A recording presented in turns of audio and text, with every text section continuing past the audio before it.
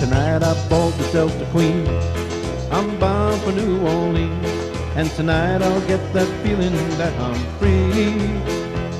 Her pedal wheels will churn, her smokestacks they will burn. Slowly I'll be carried to the sea. 'Cause I'm a rambler, showboat gambler. I make my living on a run. Yes, I'm a rambler, showboat gambler. Big money will always be my home. I know every river ship, 'cause I've taken every trip. And I know every captain by his name. In the eyes of every man, I can tell what's in his hand. I guess that I have played in every game. 'Cause I'm a rambler, showboat gambler. I make my living on the run. Yes, I'm a rambler, showboat gambler. Big money will always be my home.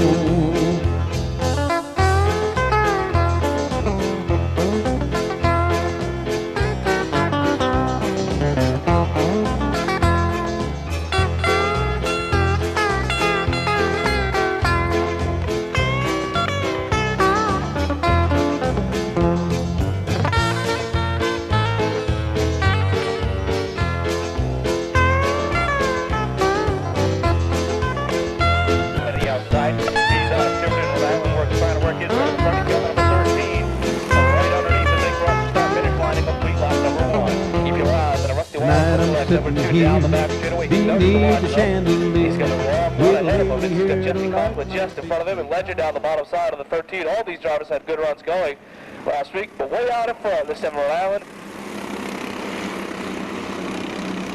Jerome Helen with the number 21 now falls back off the pace. He starts to run towards the rear of the field. He had a good run, finishing up on the podium, if you will, finishing third as of the last race. 3 laps now in the books, and the number 7 of John Jeremiah continues to set the pace with Bobby Martins in tow. About 2 car lengths between them, but behind Martins about 4 car lengths. Make that 6 back to the number 28. Number 28, that's the Davey Allison lookalike car of Jesse Coughlin. Coughlin down. You notice the line that these drivers run, they hold the car right down to the bottom side of the racetrack, where with the big motors and the Pro Stocks and the Sportsman, the car has to wind itself up and bring itself up the racetrack. And these guys can hold a tremendous amount of quarter speed. You notice they don't have to back off as they had this time back by to pick up the halfway to go mark. 4 down, 4 to go. John Jeremiah continues to set the pace. Bobby Martin right there. Jesse Conklin third in that number 28, but he's got a lot of pressure as Jamie and Deshays in that blue and white number 2 takes a look to the outside, settles him back behind off of turn number 4. Eddie Martin watching the battle deep in the field as they battle for the final spot. That's between the number 9, the 13 of Ledger, and the 21 of Harrell. Harrell, as we said, has not got the number 21 wound up as he did in the last week. One driver who is having a good run is the number 2. Deshays started last on the field. They now puts pressure on Conklin in the number 28. Well, this is only the heat race, just trying to feel the car out, feel out the track after 2 weeks of non-racing, except for these guys that were here last Sunday. And it looks like these cars getting around this 1/3 mile just well. 2 more times around for John Jeremiah on that number 7. The Johnston, Rhode Island native sets a pace, but look at Jamie and Deshays jump to the outside of Bobby Martin in that number 91 as they go double wide down the back straightaway. White flag is out this time. One more time around, for Jeremiah.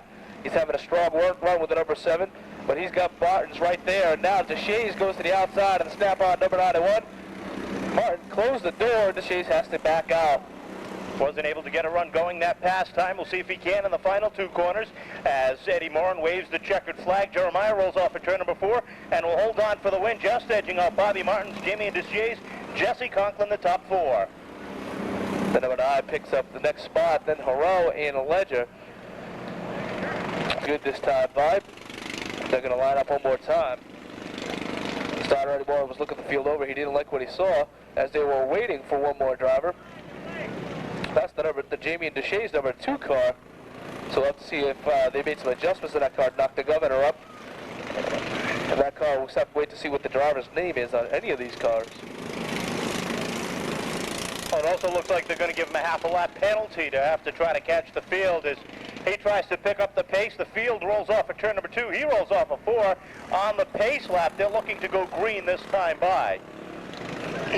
Well, he should be able to run up to the back of the field now. He has a pretty good head of steam going. Just about set. This Kenny Schrader, looking like number 33, gets the green.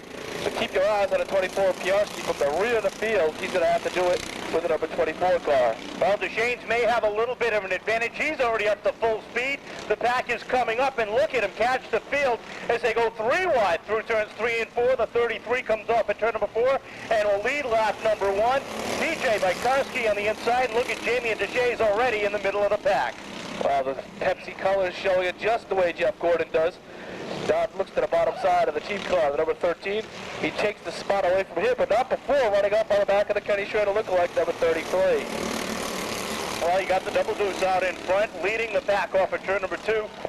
As they go 2 wide for the second position, the blue and red number 13 on the outside takes over second. With the 22 goes around all by himself in turn number 4, sits off the track, and that's going to bring out a caution. It's a tough break for the driver of the number 22, leading the race with nobody near him, and the car just went away from him. And that'll give some of these drivers the chance to cool down, especially the number 24 car of BJ Piarski, who was all over the back of the number 33 stand. And it's also like sitting in a go-kart, just putting a cover over you when you have to crouch down.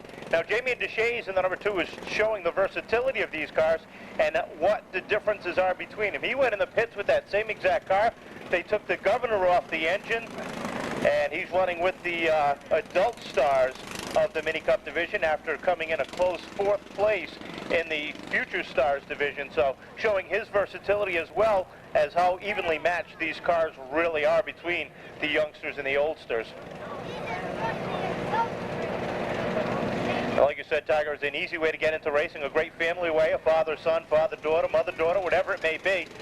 Both members of the family can drive the same car in 2 different divisions. That's the beauty of this division. Well, most of the drivers think you have to start somewhere. A lot of drivers say either the Formula 4s or the street stock division. But this is just as cheap to run one of these cars than it is to run the Formula 4 division. Basically, you can actually pick this car up and put it in the back of the pickup truck to bring it here to the Seekonk Speedway. Some of these drivers do have big-time haulers.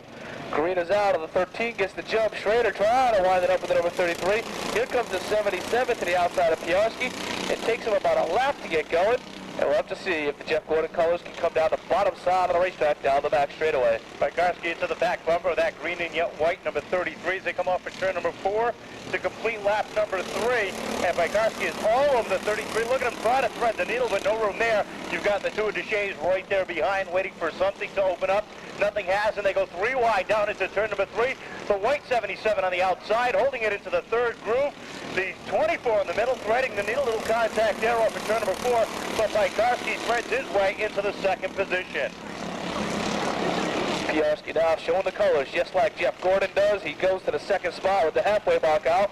Keep your eyes on Deschaines back in the number 2. He's going to try to get around the 77. Car wobbles just a little bit off the corner. Here goes Piarski to the outside of the number 13 down the back straightaway. Vikarski makes it a 2-car race for the lead. He gets on the outside of Lucky number 13 as they roll off for turn number 4. Look at Vikarski seesaw back and forth on that steering wheel when he comes off the corners. That slows him up enough to get the 77 by on the inside. Here comes Deschaines as they go double wide for 4th. The 77 going for the lead. I believe the number 77 driver is Joe Duquette, a former Formula Pro 4 driver at the Benson's Coffee Shop, number 77. So he knows his way around the Seekonk Speedway, and he now looks to the inside of the number 4, Piarski. Deschaines tucks back in behind him. Duquette sits in the middle of Deschaines behind Vikarski up front with 2 laps to go. Who's it going to be in the final? Well, you've got the Gordon lookalike. The Pepsi colors out at the front of the field, about 2 car lengths. You've got the Wallace lookalike machine number 2 sitting 3rd. It's a short track. They both love these. As the white flag comes out, they've got 1 more lap to go. Jeff Gordon so far unable to pick up a win with the Pepsi number 24. Piarski already showed that he is the master of the Seekonk Speedway with this division. And back this time, back to the checkered flags. BJ Piarski will pick up the win with the number 24. 2nd is Duquette. 3rd, Deschaines. 4th, the 13, the 6th, the 22, and the 33. And word has come out of the Moulton camp that Stacy and his new wife are expecting, so congratulations to them as well. So right now we're about to go back to racing action. The Formula 4s are out on the track now for their 8-lap heat event. The beginner division here at the Seekonk Speedway, 4-cylinder engines. The rules are simple enough to let anybody come down, put a car together and run. It's a great way to get involved in the sport for a driver and for a sponsor. Starting on the pole, driving car number 17 out of New Bedford, Massachusetts, it'll be Nicholas Brightman. And alongside, one of the Scoot Sprague, number 8, that's Brian Vincent. Bobby Brodo sits third on the field with the sponsor tonight, Expressive Winery. And alongside, the young lady out of Seekonk, Mass, Stacy Dias. Scott Fitzgerald sits fifth on the field, and alongside will be James Rinsinger. Alongside of him, the number 95, the 35 of Danny Perry, and the 3 for Magic Shoes, Mike Maness. Ned Ryan sits ninth on the field, and alongside Adam Murphy, Jimmy Hegler, defending track champion Billy Prisco, Joey Silver, the tow truck driver, sits 13th on the field, Steve Norton, Steve Perry, and Mike Chatterley. Only 4 drivers, Ronnie Casto, Rebello, Prisco, and Leon Hayes have picked up wins all season long. Green is out. Brightman tries to get the jump, but not before the yellow Motorsports number 8 of Vincent gets a run up on the outside. Keep your eyes on Broda. Tonight's his sponsor's night. He's going to try to do the best he can.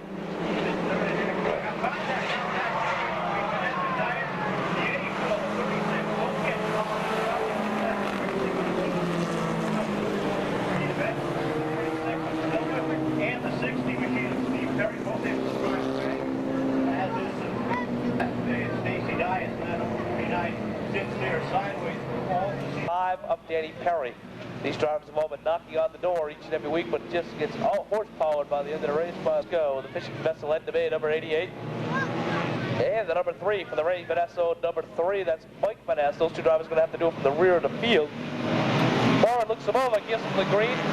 Brightman gets caught sleeping that time, and the straight tunnel repair number 8 of Vincent gets the run up, and he's bringing with him Ned Ryan and Scott Fitzgerald. Brightman battling back on the inside, but can't hold on off of turn number 2. Broder gets extremely sideways off of turn number 2. He loses a whole bunch of positions in that expressive running. Number 65, gathers the back in, just outside the top 5, and up front we've got a 3-car battle for second, third, and fourth. Gerard Vaness off the pace with the number 3, as is Joey Silva with the 36. He's racing tail end with Steve Perry. But back up in front, Brian Vincent is the YMCA number 8. Hanging out of the long following over the rest of the field. 21 and Ned Ryan pushing to 03 Fitzgerald down the corner, and Brodeur has car. Now look at that car. Corey Boudreau had rebuilt the motor over the winter, but it looks like the final laps were just taken with that number 65. Well, Bob's okay. That's the most important thing. The car can be rebuilt. As he's out there trying to survey what exactly it was. The track crew was down there. Silver Brothers Towing and the Seekonk safety crew to check out the car to get that back in the pit so we can get back under racing action. Bob Broda has another car being built for him out of the Ronnie Casto stables.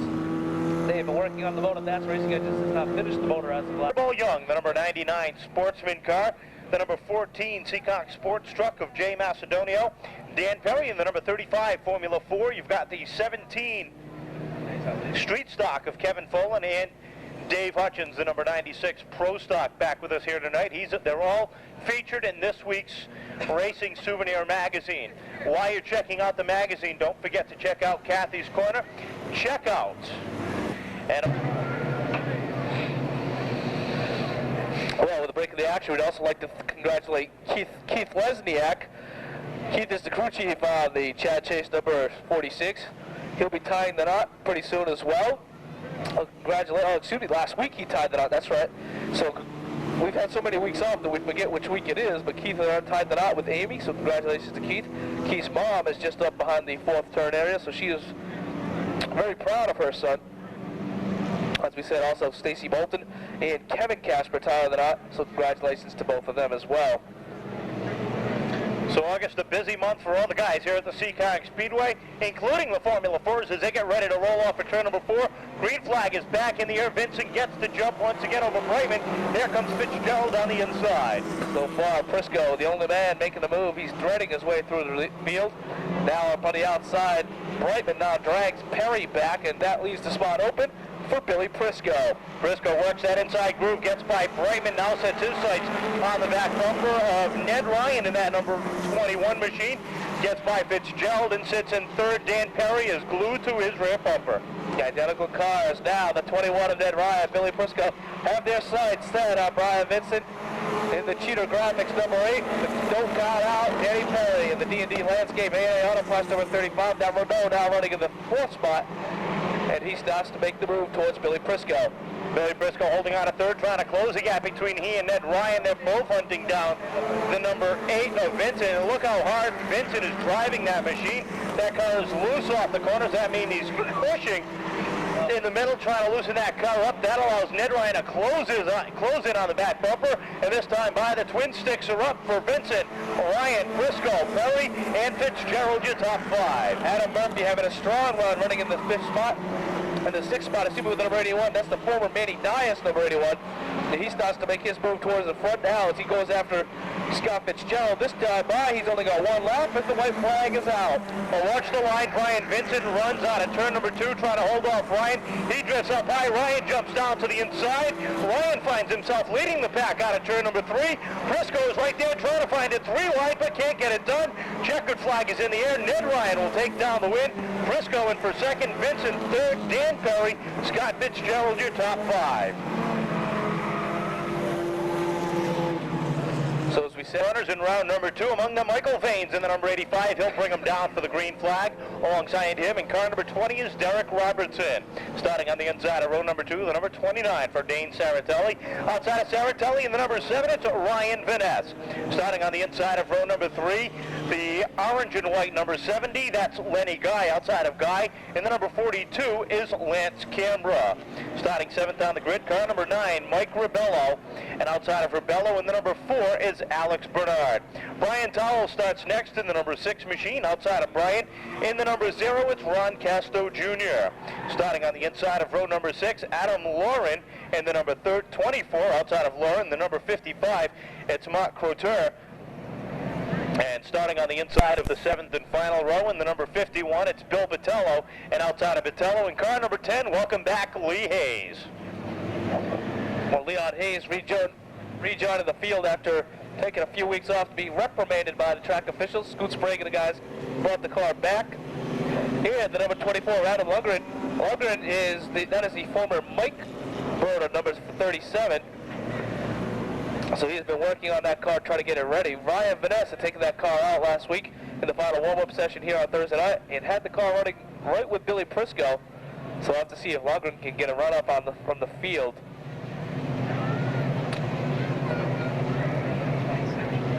2x2, Michael Vaines, Derek Robertson having some problems with the fuel system on the number 20 over the practice sessions. We'll have to see what he's got. Vaines gets the jump, but Robertson gets caught sleeping. He's going to have to deal with the 29 of Saratelli. And keep your eyes on the team cars of the 9 and the 0 of Robello and Casto. Here they come up on the outside groove. They quickly work their way to the 3rd groove, make that 4th groove as Vanessa dives down to the inside.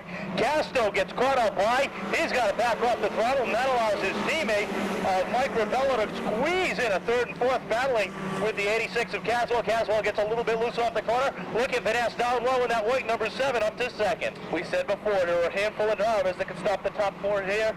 And one of those drivers picked up a win. That was Ned Ryan. Now the other one, the 7 of Vanessa, he looks like he's going to show his hand as well. Vanessa looks to the outside of Vaines, double wide down the back straightaway. That's the battle for the lead. Vanessa throws that car deep into 3 and 4. He comes off at turn number 4, looking at the stripe. Nobody in front of him, nobody beside him as Vanessa takes down the lead.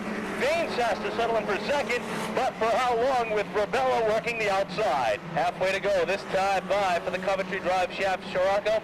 Terry's Auto Repair doing the motor on that car, and it looks like it's running probably the best it's run all season long. Don't count out Lee Hayes. Hayes just picking his line through the traffic in the rear of the field. He hasn't come to the front as of yet, but once the feature time rolls around, you'll see the Scoot Sprague Volkswagen Rabbit come to the front. Down the back straightaway into out of turn number 4. Ribello looks to the outside of an S. 2 cars side by side for the lead. The West Auto number 7, the Home Depot number 9 go double wide off at 2. Here comes Castle in that 0 up to 4.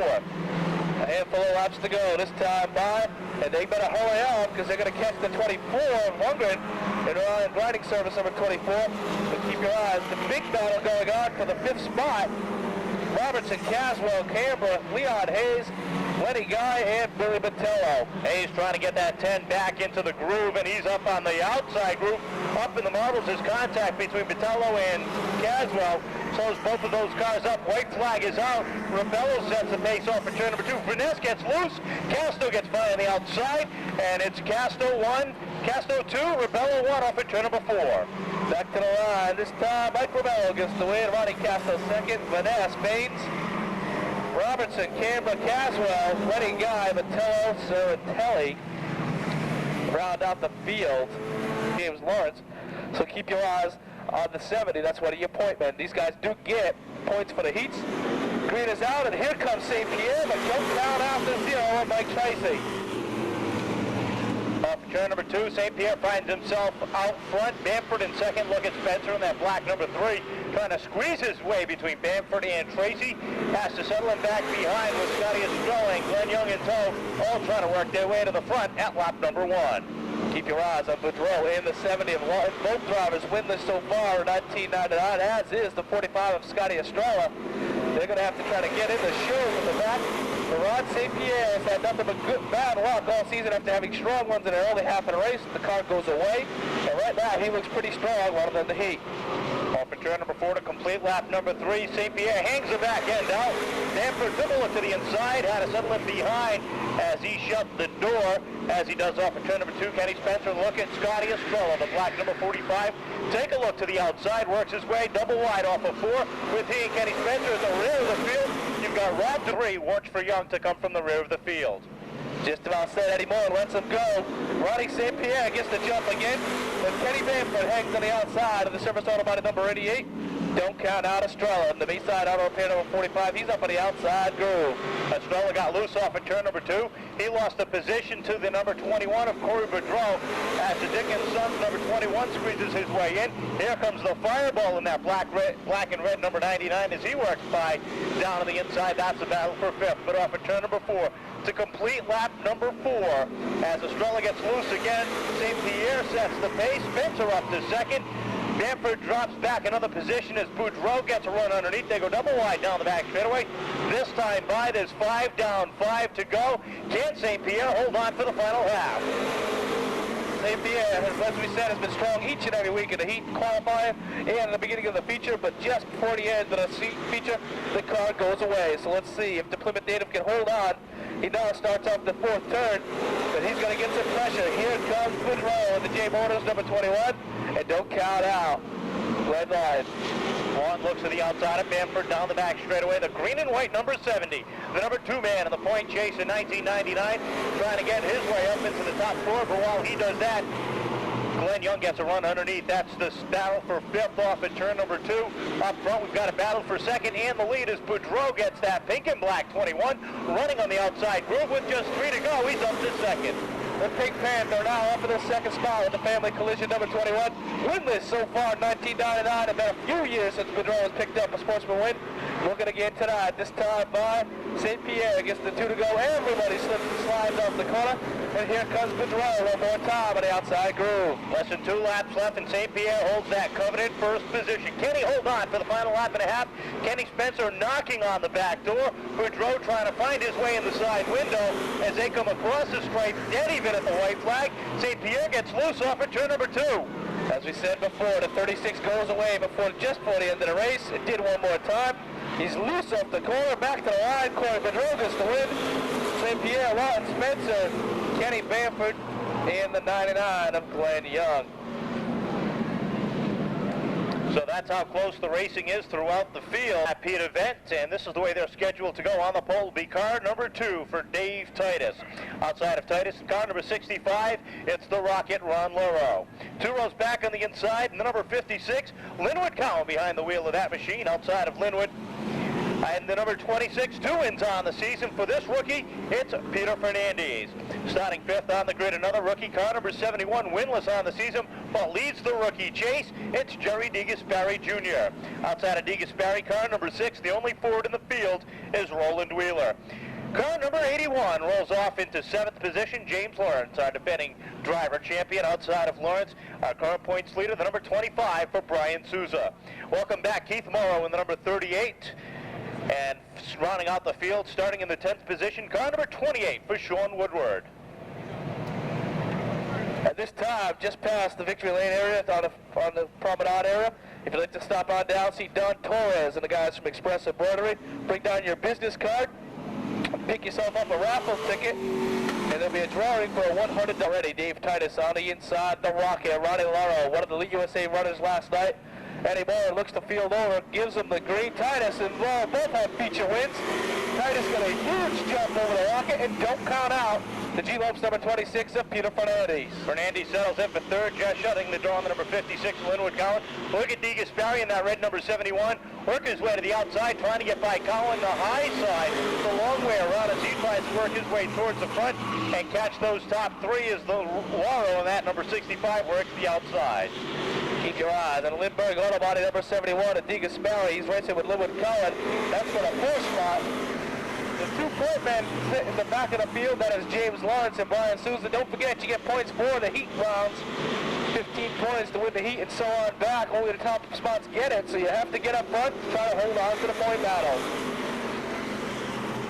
Double wide for the leadoff at turn number 2. Dave Titus down on the inside, the black number 2 on the outside, the blue and yellow number 65, Ron Lauro. That Pontiac Firebird trying to get a run going on the outside. That time give the lead to Titus in the deuce.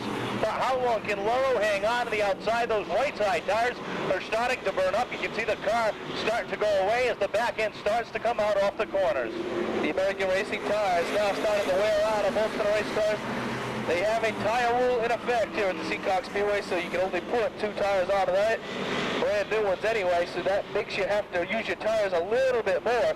This time by, Eddie Moore gives them the halfway mark. Keep your eyes on D. Gaspari in the 71. D. Gaspari takes a look to the outside of his top running rookie, the number 26 of Peter Fernandez. His 4 cars battle now off at turn number 4. That's the battle for the lead. Dead heat across the start finish line between Lauro and Titus. Titus already a feature win this year. Also keep your eyes on Lauro. He's got a feature win as well. 2 features for Fernandez. None so far for D. Gaspari. And Linwood Cowan sitting back quietly in the 5th spot. He's only run a handful of races this season. Looks like he stepped up off the corner. Everybody had to check up. And now Lawrence goes to the bottom side. Contact deep in the back between Linwood Cowan and James Lawrence. Cowan trying to hold that inside groove, but he's already got a car there. 2 cars cannot hold the same piece of real estate. Look at the battle for the lead continue. Titus back on the inside. Lauro leads him off at turn number 4. A little contact is made, but across the stripe it's Lauro, Titus, D. Gaspari, Fernandez, and Lawrence, your top 5. Problem with the head of Auto Sales number 56 of Linwood Cowan. He's off the pace. Looks like he's got to go one more time. He may be heading to the pit area. One more time around for the top 4 drivers. Titus, Lauro, Fernandez, and Jerry D. Gaspari.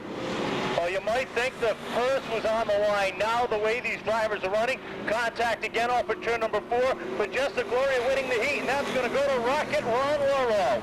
Dave Titus will hold on for 2nd. 3rd will be D. Gaspari. Fernandez will hold on for 4th with James Lawrence rounding out the top 5. Brian Souza finishing 6th. Roland Wheeler 7th.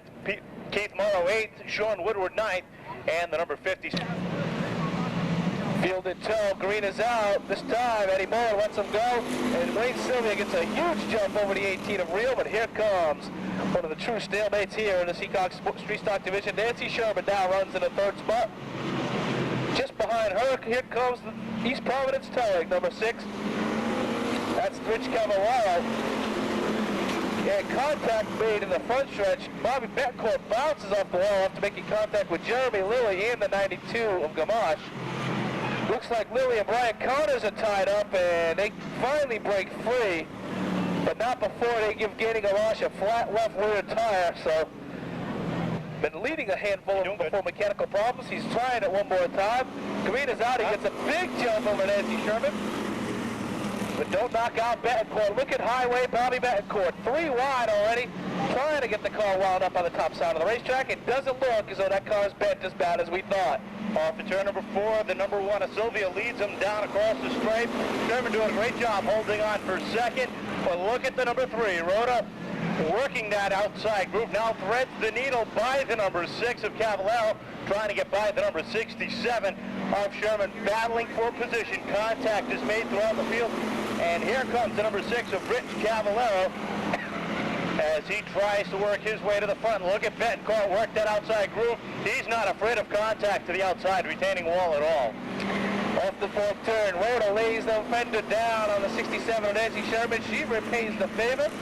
Rhoda, probably the fastest race car on the track right now. He sets his sights on the leader, Highway Wayne Sylvia. This time by the field to go under the halfway to go mark. See if Sylvia can get enough of a run going to hold off the Vital Wood Products number 3. 5 down, 5 to go as Betancourt works his way up into 5th, sets his sights on the back bumper of Cavallero in that orange number 6. You can see the right front wheel wobbling. The driver feels every movement of that right front wheel when it wobbles, but he's holding on. Oh, the number 3 of Rhoda just missing the outside wall as that car came out from underneath him all by himself. He still holds on for second as Sherman, Cavallero, Betancourt, and the number 65 of Moniz all work on his back bumper. A lesser driver would have took down the wall with the number 3, but Pete Rhoda, a strong veteran here in the Street Stock Division, been around as long as anybody else, now sitting in the second spot. This time by 2 to go for Highway Wayne Sylvia. It's going to take a pretty big mistake for Pete Rhoda to catch him right now. Eddie Moniz working that back bumper of the number 21 of Bobby Betancourt. That's the battle for 5th and 6th. 6 cars will make the move up out of this heat event with 1 lap to go. Moniz sits on that bubble with the aid of Jeremy Lilly, rubbing that right rear tire on his way to a 7th place finish. This time by the Kenny Rigo on number 1. Wayne Sylvia on board, heads back, and he'll pick up the heat win. Second is Rhoda. Third will be Sherman, Cavallero, Betancourt, Moniz, Lilly, Beardwood, and Kevin Rio, and around goes Brian Connors on the final lap.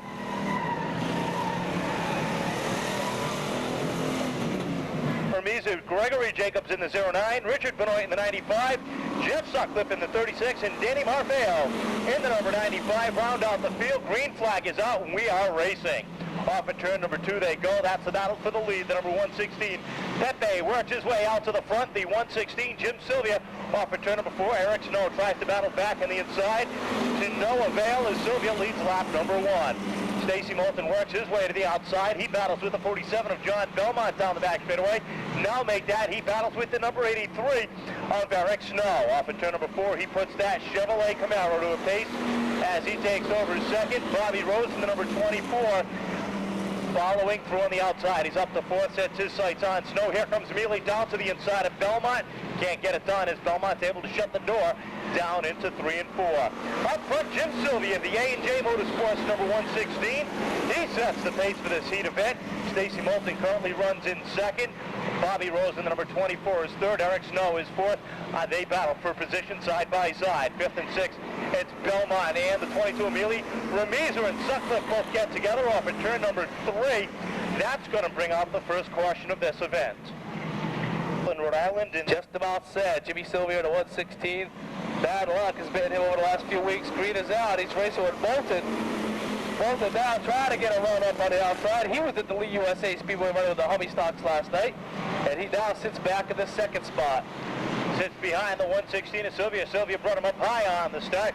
Now Moulton settles in right behind. Robbie Rose in the number 24 sits third. Snow back to fourth. The battle for 5th and 6th. This time there's no monkeying around with Paul Mealy as he gets by on the outside, dropping the 47 of Belmont back to the 6th and final transfer spot. Cross flags are up, 5 down, 5 to go for the Street Stocks. For the 116 of Sylvia, the 16 of Moulton. Moulton takes a look down to the inside off of turn number 2.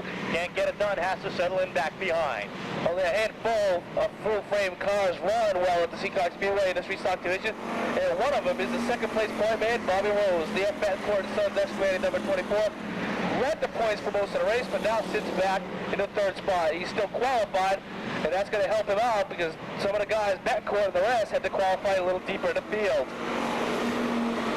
Well, 7 laps clicked off that time, and Belmont is in danger of losing that 6th and final transfer spot as Gregory Jacobs has caught the rear bumper. They go nose to tail down the back straightaway. The twin sticks are up in the air, and they've got 2 laps to go.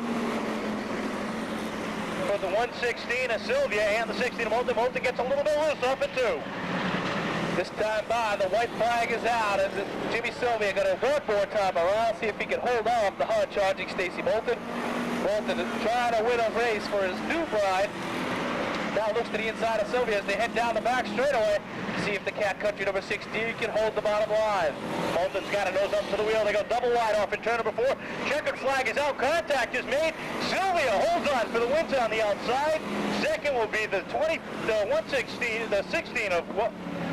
116 of Jim Sylvia takes down the win. Stacy Moulton in for second, with Rob Rose in for third. Eric Snow fourth, Paul Mealy fifth, and the 47 of John Belmont making the final transfer spot. It's the fourth. Those are the two final drivers battling it out as of right now. Anymore looks to field over. Chris Rio in the tunnel with the number 14. Green is out, and Rio couldn't get the car out in time. They're going to make him go to the consolation round. But back up in front, the boat video number 12 of Mark Langlois holds the point. But here comes Furtado with the Ellen Commodore number 5. Off in turn number 4, the battle for the lead. The number 12 of Langlois leads lap number 2. The number 5 of Furtado battles the outside. Cirillo right there. Contact is made. Cirillo's got to back off the throttle just a hair, and that allows him to lose a little bit of ground to the number 12. Off in turn number 4, back glued to the rear bumper of Langlois, pushing him off in turn number 4. That allows the number 5 of Furtado to get a peek at the front, and off in turn number 2, Furtado takes the lead. Look at Cirillo down low.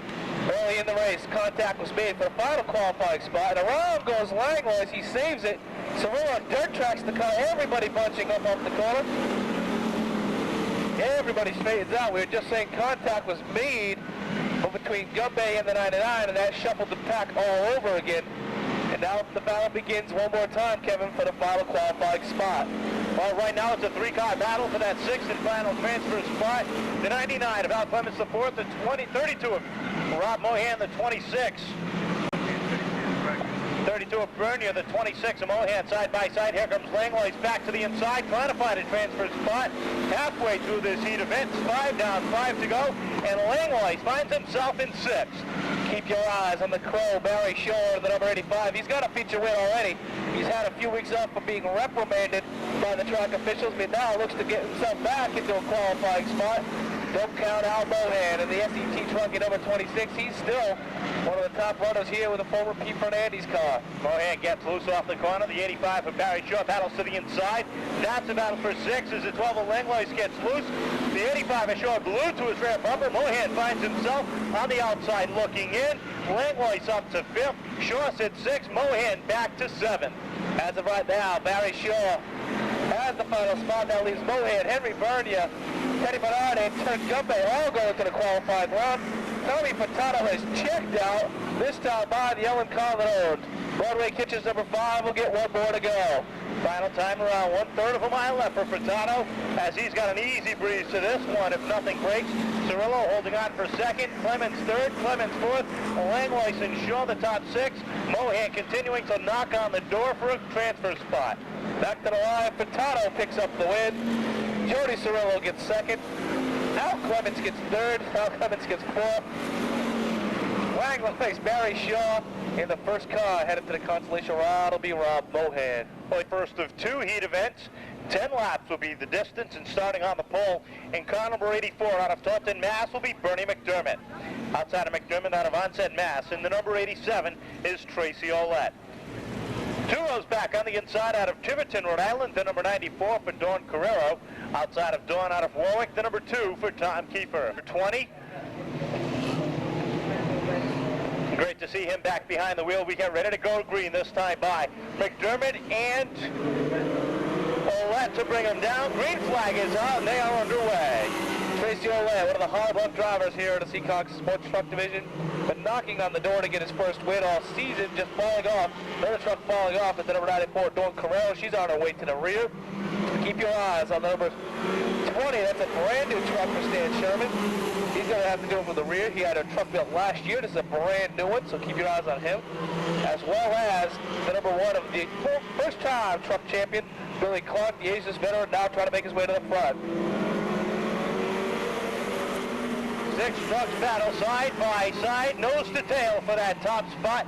Up front, Bernie McDermott gets a little bit loose. That allows Tracy Ouellette to find himself all alone out front. Now the 17 of Joey LeMay, the former National Pro 4 Modified champion, works his way to the outside of McDermott, finds himself in second. Regal, former Pro Stock and Sportsman Division standout, sits fourth on the field, working his way on the outside.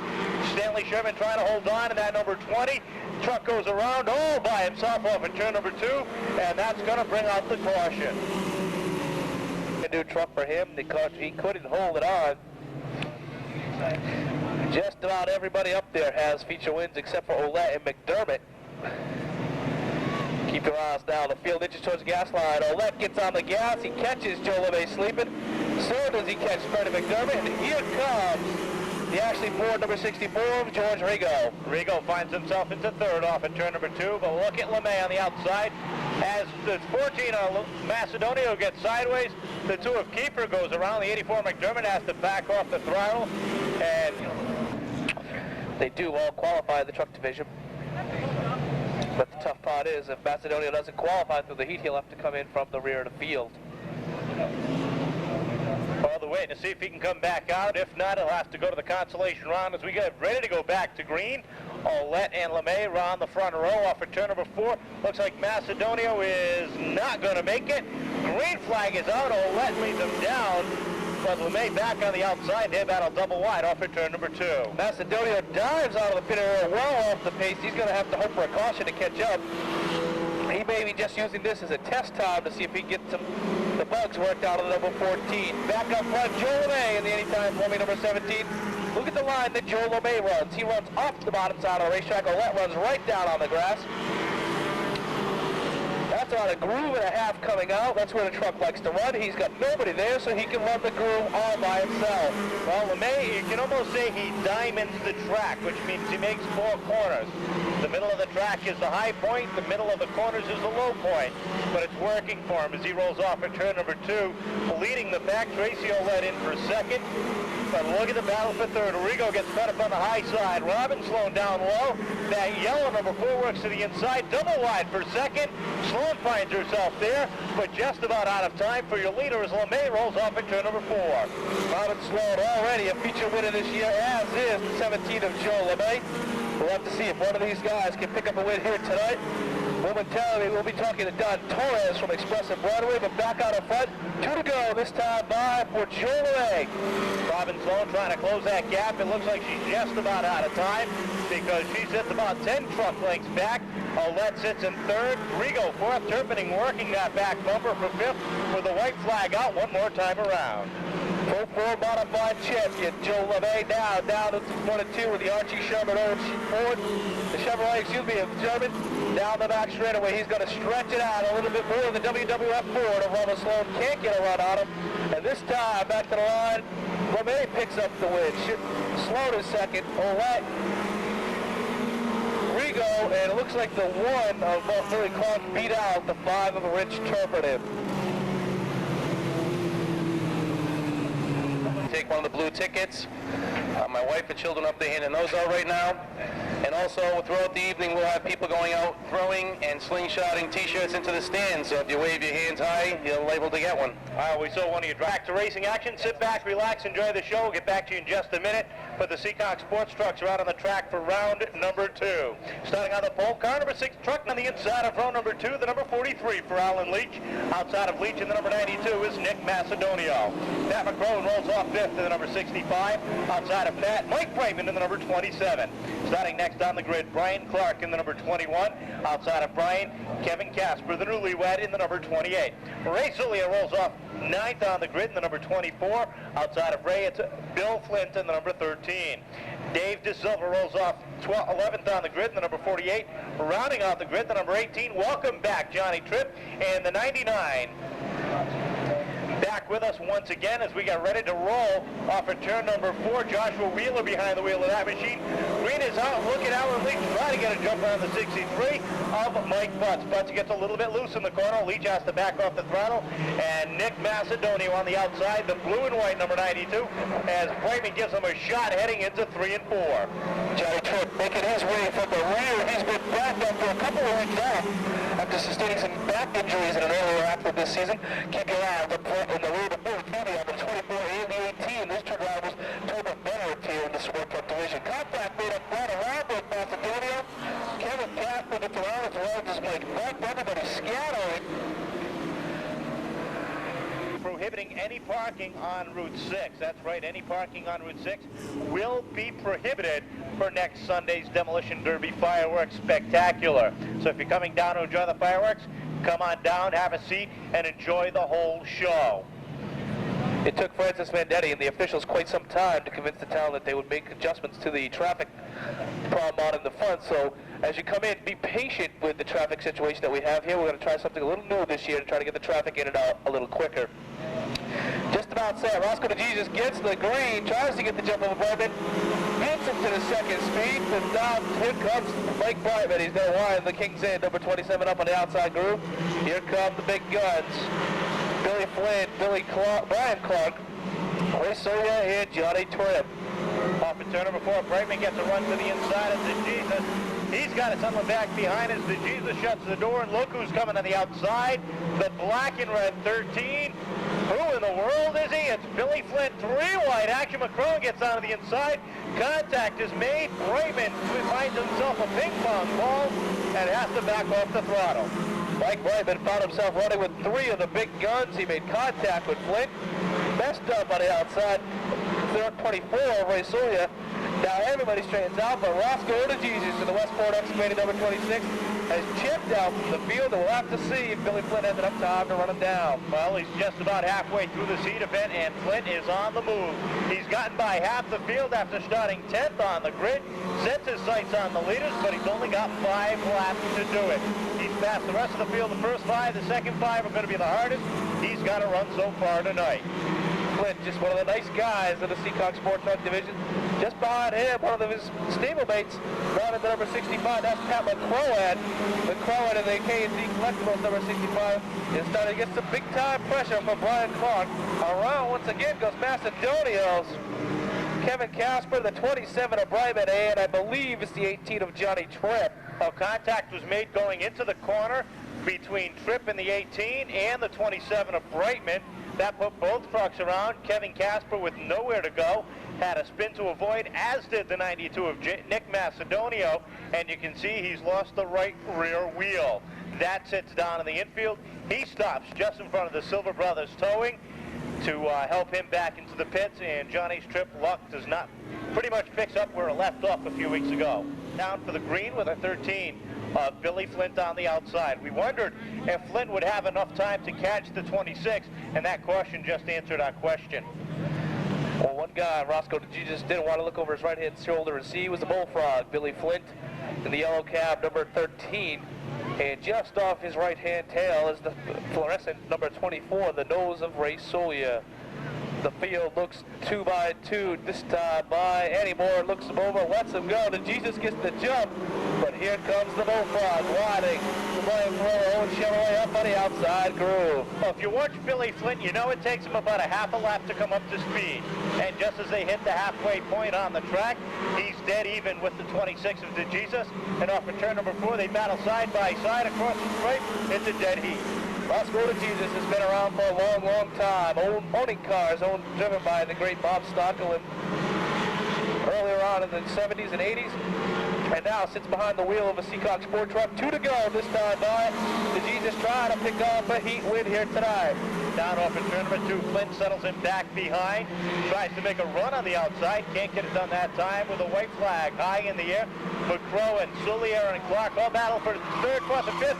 DeJesus goes around off in turn number 4 in front of the field. Everybody goes by. DeJesus had the truck fired, then it stalled, and it looks like that's going to bring out a caution. Off in turn number 3, into 3 out of turn number 4. And what's the verdict going to be? It's going to be a checkered flag for Billy Flint, 2nd. Pat McCrowan will just edge out the 24 of Ray Soulier with the 21 of Billy Clark and the 28 of Kevin Casper, managing a top 5 after that heat. 12-lap heat event. This is the way they're scheduled to go. On the pole out of Raynham, Massachusetts, car number 28, it's Todd Henshaw. Outside of Todd, out of Seekonk, Mass, the number 87 for Mike Cavallero. 2 hours it takes this driver to get to the Seekonk Speedway each and every Saturday night out of Derry, New Hampshire, the number 77 for Alan McClure. Outside of Alan in car number 41, two-time feature winner this year, it's Dick Houlihan. Defending Rookie of the Year out of Westport, Mass. Car number 95 rolls off fifth. Billy Manchester behind the wheel.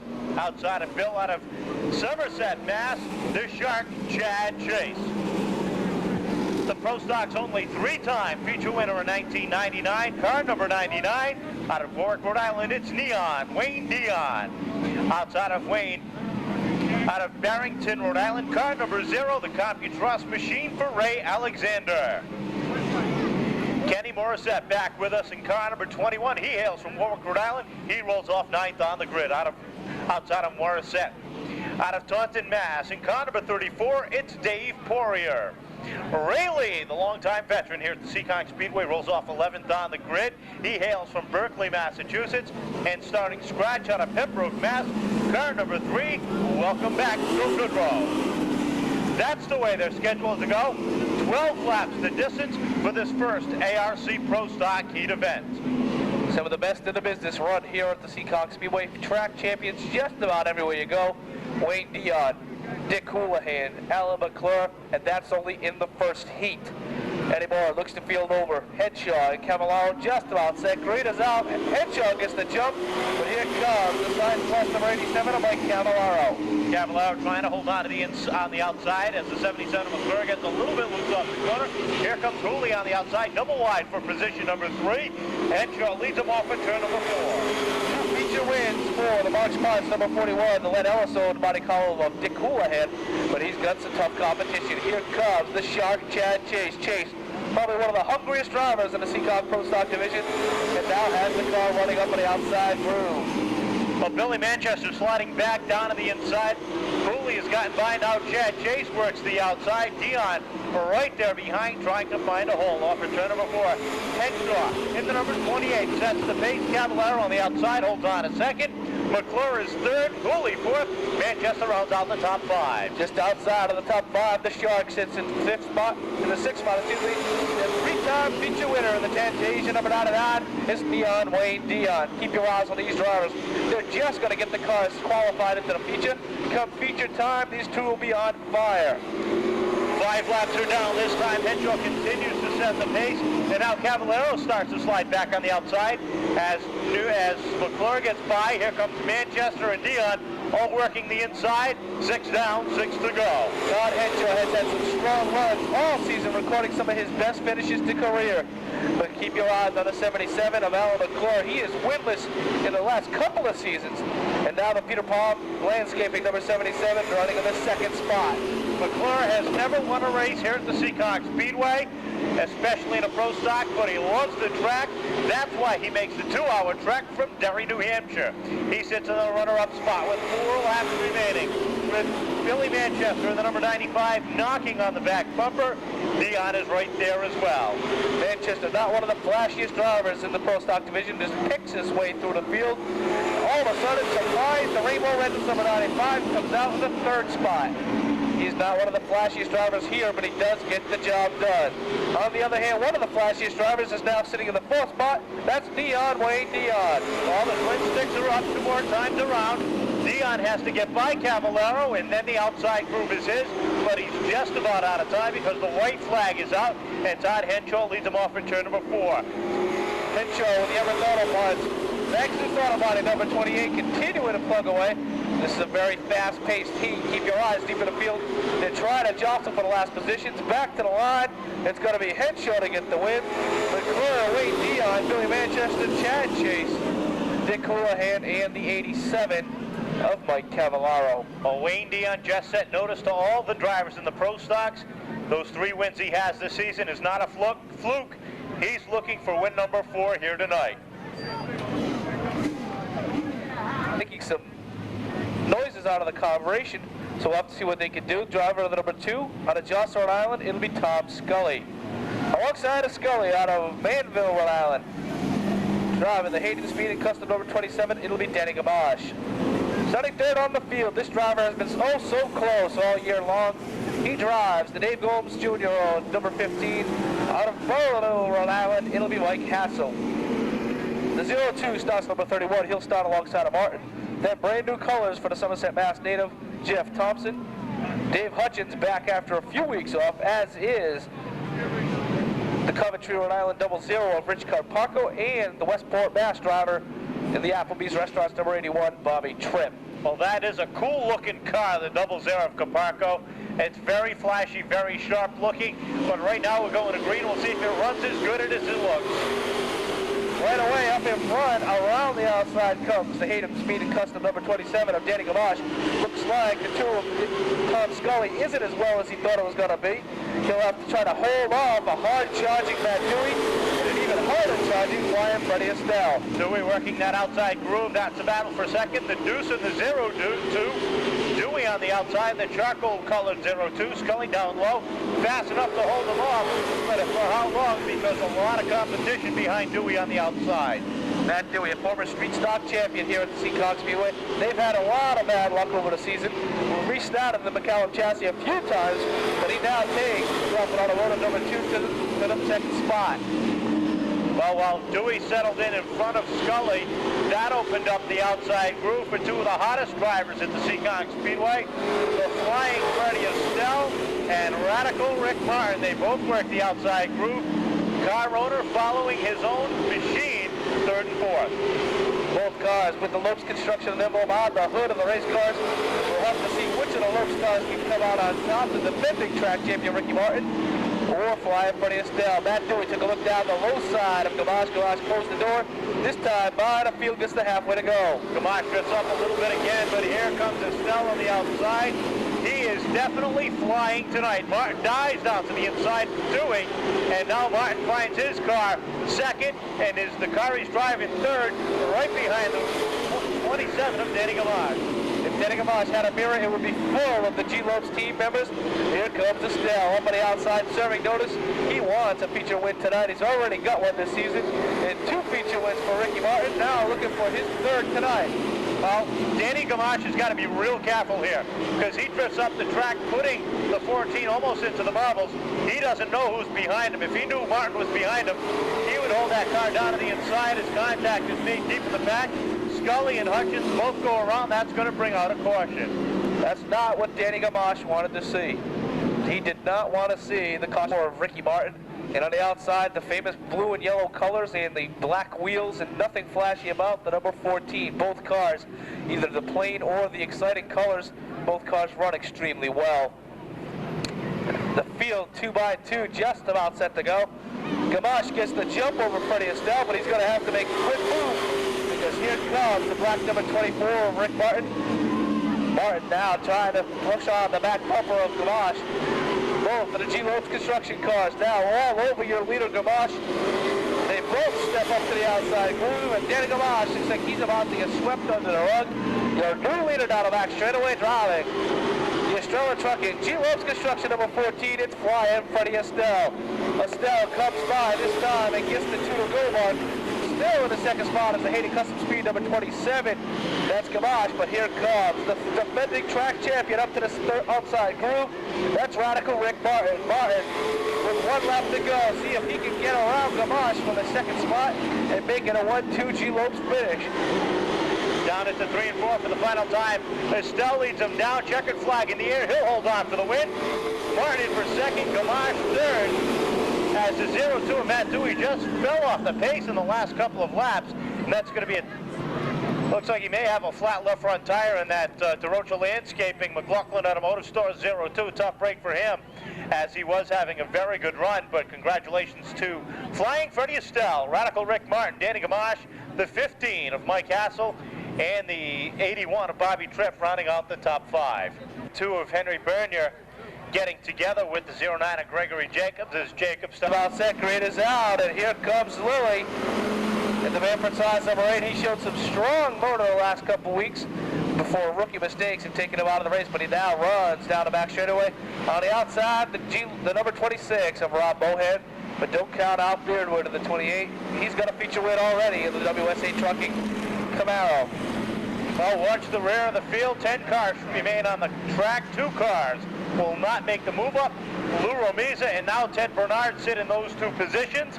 They haven't given up that fight yet. Bernard works the outside of Chris Rio in that number 14. Rio all over the racetrack. You see him turning the steering wheel, the fluorescent orange and blue, number 14. But keep your eyes now. He is in the qualifying spot. That puts Bernard and Romiza on the trailer heading home. Back up front, Rob Mohan takes the TLC Clinic number 26 to the lead. Lilly sits second. Third is the 28 of Beardwood. Fourth is Bernia all by himself. In fifth is the 18 of Rio. Sixth is Brian Connors. Seventh is Turk Gumbe. And the eighth and final qualifying spot is held down by the number 14 of Chris Rio. The 28 of Billy Beardwood has gotten by Jeremy Lilly for second, solidifying his run in this consolation round. Cross flags are up this time by for Robert Mohan, who has about an 8-car length lead coming off at turn number 4. You see one of the drivers, former driver here, Ray Negley. Negley is standing down against the fence on the front straightaway, keeping an eye on his car. The number 8 of Jeremy Lilly. Lilly having a strong run for the rookie driver. This is only his second season behind the wheel of a car. And around big-time contact, 3-4 cars go around. Everybody scatters. Romiza, Teddy Bernard, Brian Connors, Turk Gumbe, and it looks like Chris Rio. Rio had just about made it by the accident before he got clipped by the Gumbe number 42, and that sent him hard to the point. And a yellow flag is out one more time. Track crew right on the scene. Charlie St. Hilaire, Dan Pagano taking a look at him.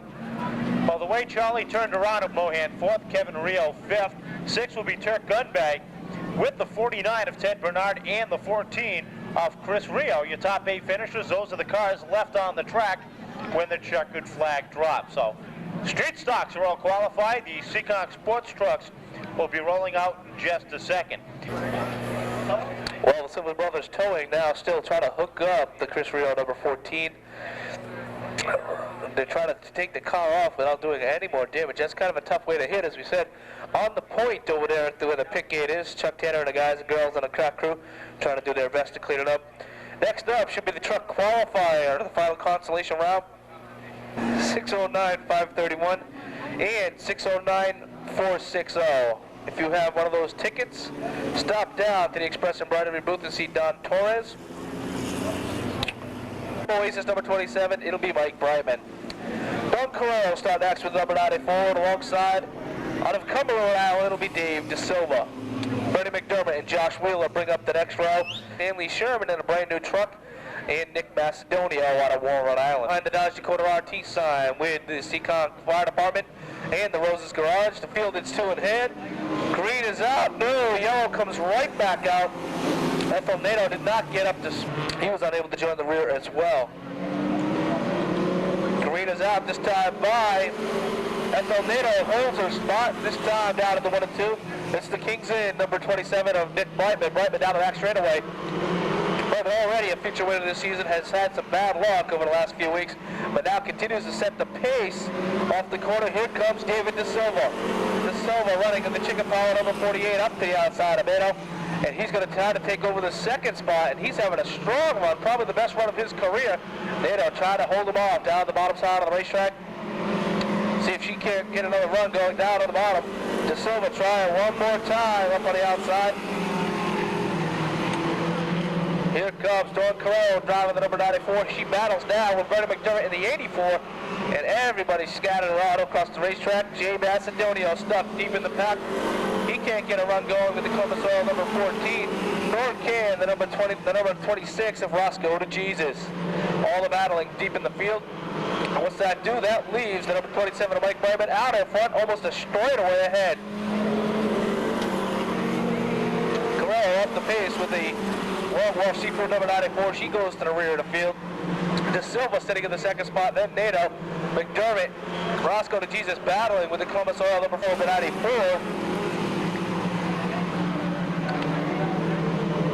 For the final qualifying spots, everybody trying to check him down. Stan Sherman unable to make this job. Nick Macedonio the same thing, unable to start. So far, everybody has been running smooth all the way through the field. Everybody started to strangle themselves out. Macedonio continuing to plug his way to the front. He has gone around Roscoe to Jesus and McDermott now trying to get around the 12 of Nato. No, does he have enough time to run down the second place driver, driving the number 48 of Dave De Silva. The former Denise De Silva, driven number 48, sits in the second spot. 2 to go this time by for the Club Oasis number 27 of Brightman. Brightman trying to hang on to pick up a consolation round. As we said, he has had nothing but bad luck after picking up his first feature win of the season. Now, this time by, he'll get the white flag. Remember, these trucks don't run mirrors nor do anyone else at the Seekonk Speedway, so they don't know that they have anybody behind them. Roscoe DeJesus pulls to the pit area, tough break for him. This time by the Club Oasis, Kings in, truck number 27 goes under the checkers. Dave Brightman picks up the win, boats it across the line. Back to the line, De Silva will get second, then Macedonio, Maydal, McDermott, Carell, and Josh Wheeler. Oh, say, can you see by the dawn's early light what so proudly we hail at the twilight's last gleaming, whose broad stripes and bright stars through the perilous fight, all the ramparts we watched were so gallantly streaming, and the rockets regular, the bombs bursting in air, gave proof through the night that our flag was still there. Oh, say does that star-spangled banner yet wave o'er the land of the free and the home of the brave?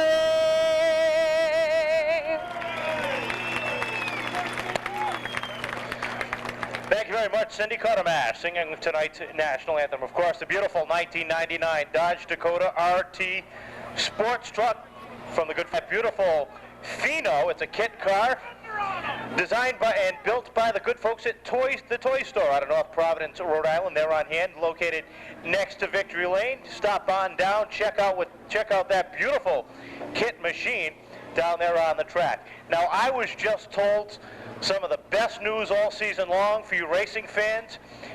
I'll tell you about that a little bit longer. It has to do with our D. Anthony Vendetti Festival of Racing weekend. It just became official.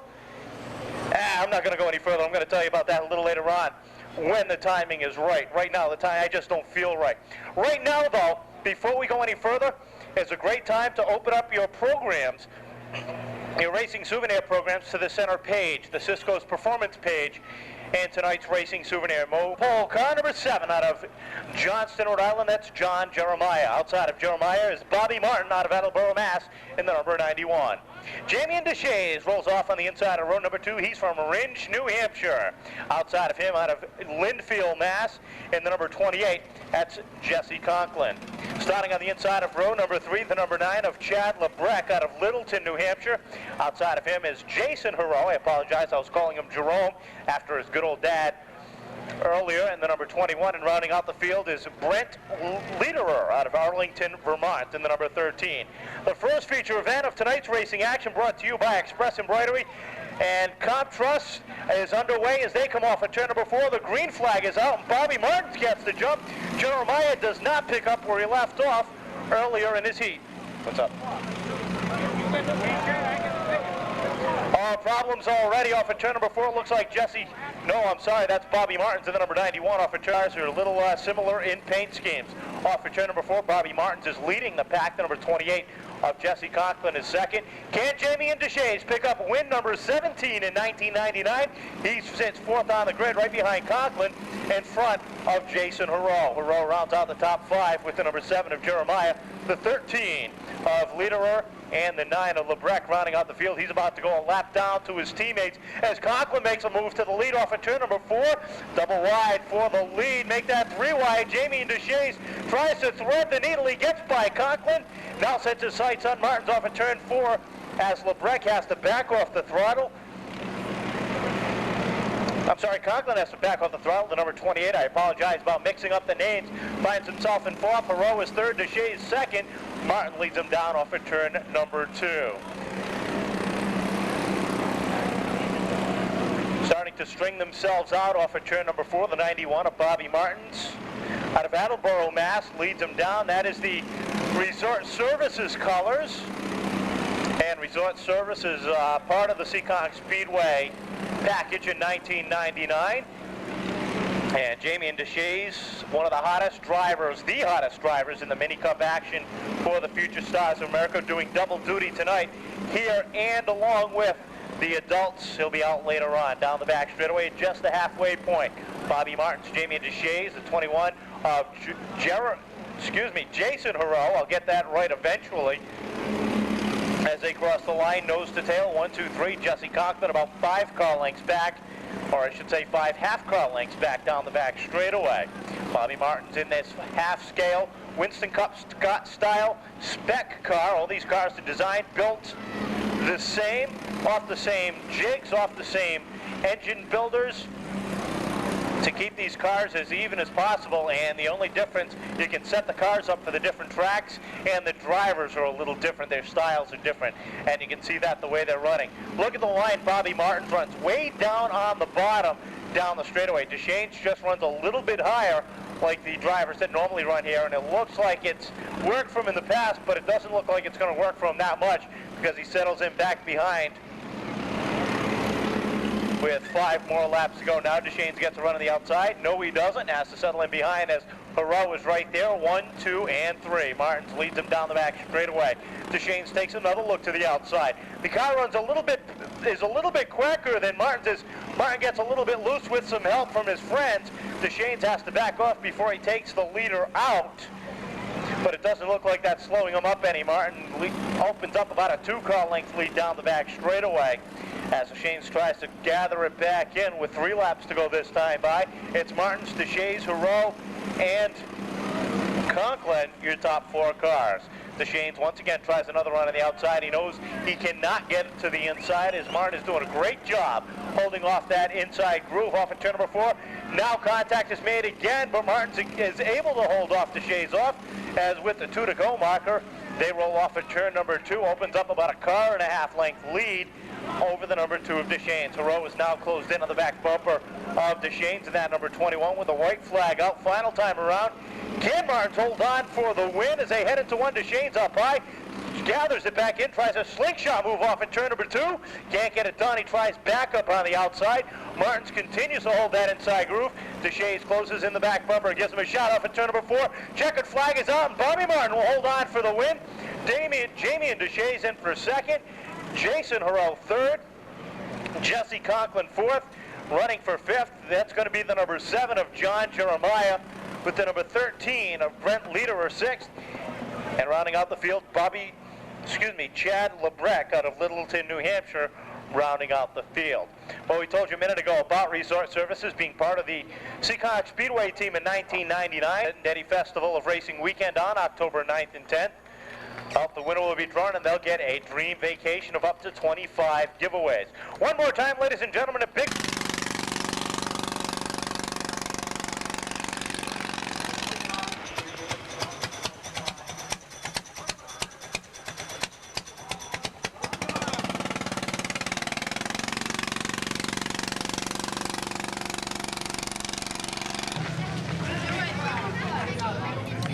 Robbie? Hey, Mike? Thanks, Mike.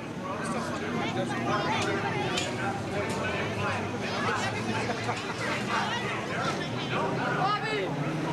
Hey, you gotta have the flag, Bobby. Hey, you gotta get the feature winner over there.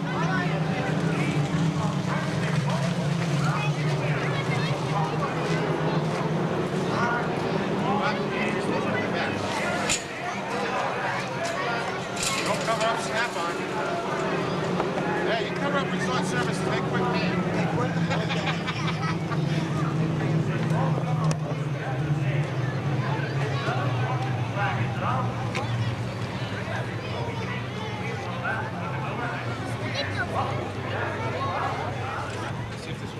Well, we're into Seekonk Speedway victory laid down for the future stuff cars. Congratulations to the youngster Bobby Martin. First time up here in victory lane. It's the first time I've ever been able to look down at the driver. Congratulations. Thanks. Tough out there. This is like a big super speedway compared to you guys, huh?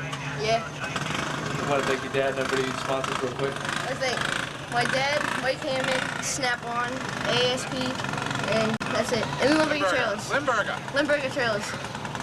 You're going to step up in the future, you're going to stay right here. You're gonna, what do you think, a Seekonk Street Stock maybe? Pro Stock. A Pro Stock. The youngster knows where he wants to go. Congratulations to the Future Stars winner, Bobby Martin.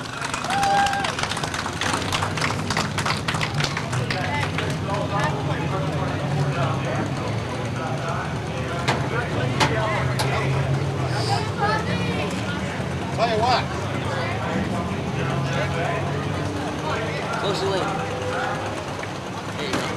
That's good. The other guy. I'm only doing the winner anyway, right?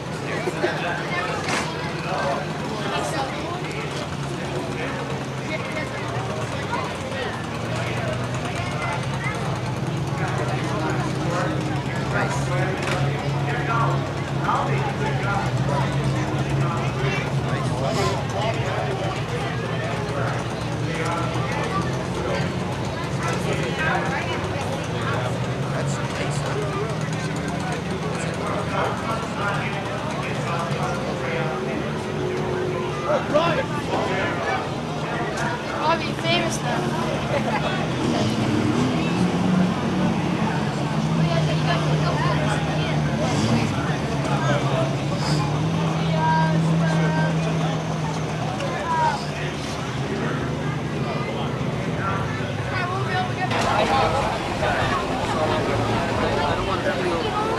Big round of applause. Bobby Martin in the Snap-on Tools Reserve Services number 91 out of Attleboro, Mass.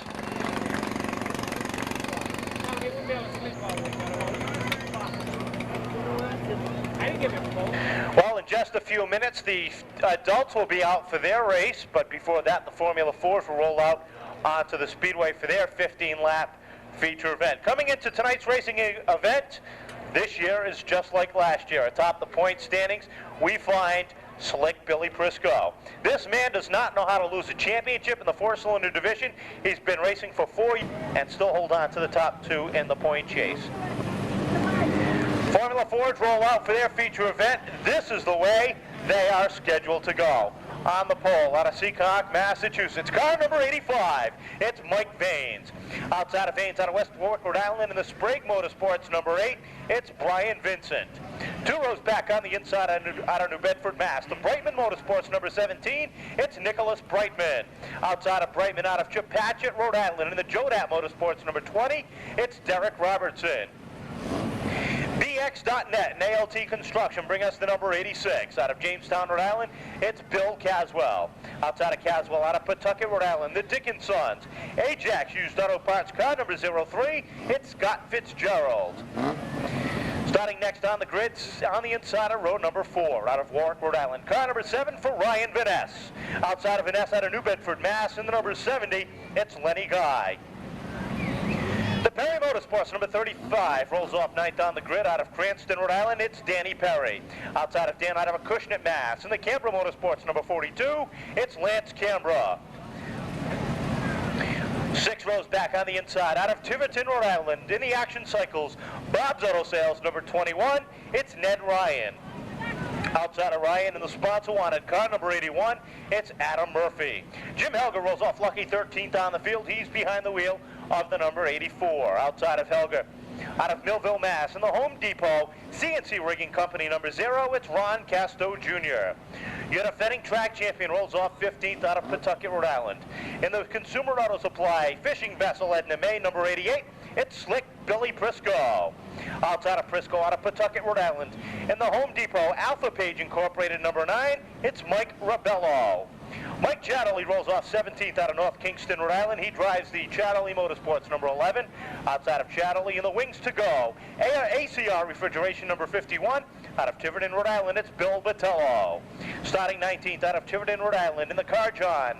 AC and Heating.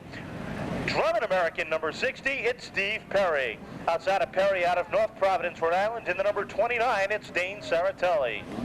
Medway, Masses, Steve Norton rolls off 21st in the number 33. Outside of Steve, in the number 4, it's Alex Bernard. And the Silver Brother towing number 36, it's Joey Silva. And Mark Croteur in the number 55 rounds out the field. 15 laps to distance for the Formula 4s here tonight.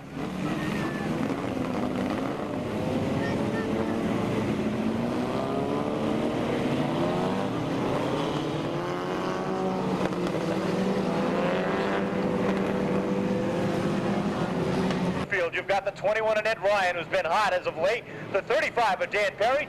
Don't count out Castro, Prisco, Rebello. We're underway as a green flag flies. Robertson ties down blocks to number 17 of Brayman. They both lose some ground to your leaders. Off at turn number 2. Robertson slow and losing positions. Camber gets airborne down the back straightaway. Deep in the pack. That's going to bring out a caution as Camber and Robertson are locked together. They both come unglued just as they hit the pit tunnel. Caution flag is out. Gives our folks a good chance to talk and chat with the winners. We'll tell you about more of that later on. Right now we're going racing. Green flag is back out. And look at the jump Brian Vincent gets over the 85 of Michael Vaines. Off at turn number 2, Caswell sits in second. And here comes the 7 of Vaness. Ryan Vaness, who started 7th on the grid, quickly up to 3rd, looking for 2nd off at turn number 4. As Ron Castro, Mike Rebello work their way through the field. They go 3 wide off at turn number 2. That's a battle for 7th there as they put a sandwich around the number 17 of Nicholas Brightman. Off at turn 4 they come, and Rebello working that inside move up to 6th now. As the 0 of Castro gets up behind the number 35 of Dan Perry. Adam Murphy, what a good job he's doing now since 5th, right behind Michael Vaines in the number 85. Caswell dives deep off at turn number 4. He dressed up way high. Vaines gets underneath. Morgan Murphy 3 wide. Rebello forward. Oh, that almost wasn't going to happen by the time they hit turn 1. Murphy to the outside of Vaines. He's up to 3rd. What a job this young driver's doing. Caution is out for 2 cars, Dane Saratelli and Nicholas Brightman off at turn number 2.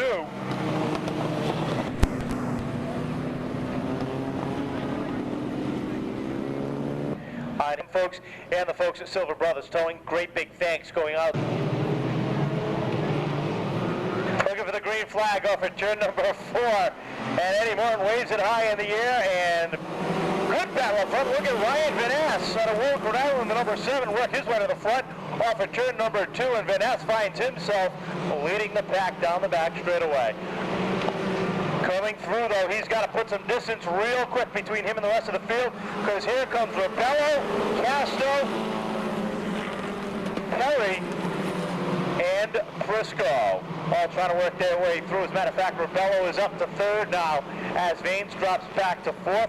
And Brian Vincent is hounding the back bumper of the number 7 as Vaness leads him down.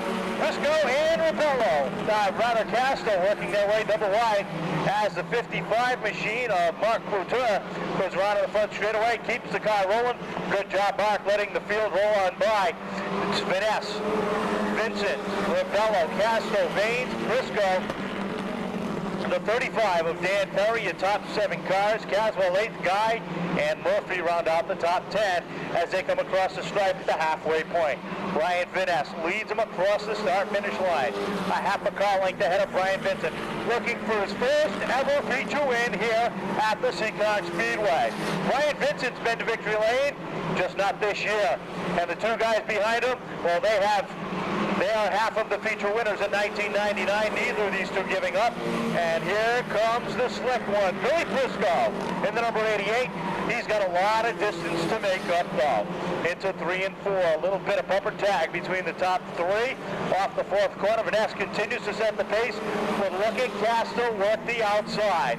The Tony Stewart colored and paint scheme number 0, the Home Depot machine for Ron Castro Jr. works to the outside. Off at turn number 4, that's the battle for the lead. Vaness down low, Castro up high. And across the start-finish line, it's a dead heat. Off of turn number 4 they come. Vanessa and Casto. Casto on the outside in the orange and white 0. Vanessa down on the inside, the white and blue number 7. Off of turn number 4, the 55 of Couture may come into play. Look at Vincent trying to make it 3 wide. That allows a 0 of Casto to find himself leading the pack down the back straight away. Off of turn number 4, we've got a brand new leader. Car number 0 out of Millville, Mass. Ron Casto Jr. Vincent's at second, Rebello Venice, and the 88 of Slick Billy Prisco. Caution is out. We've got one car around in 3 and 4. That's the 03 of Scott Fitzgerald, bringing out the third caution of this event with just 2 laps free. Mike Rebello 4th and Bill Prisco 5th. Dan Perry 6th. No, I'm sorry, yeah, Danny Perry 6th. 7th is the number 85 of Michael Vaines with Lenny Guy 8th. 9th is the 86 of Caswell with the 81 of Brian Murphy rounding out the top 10. So you up here?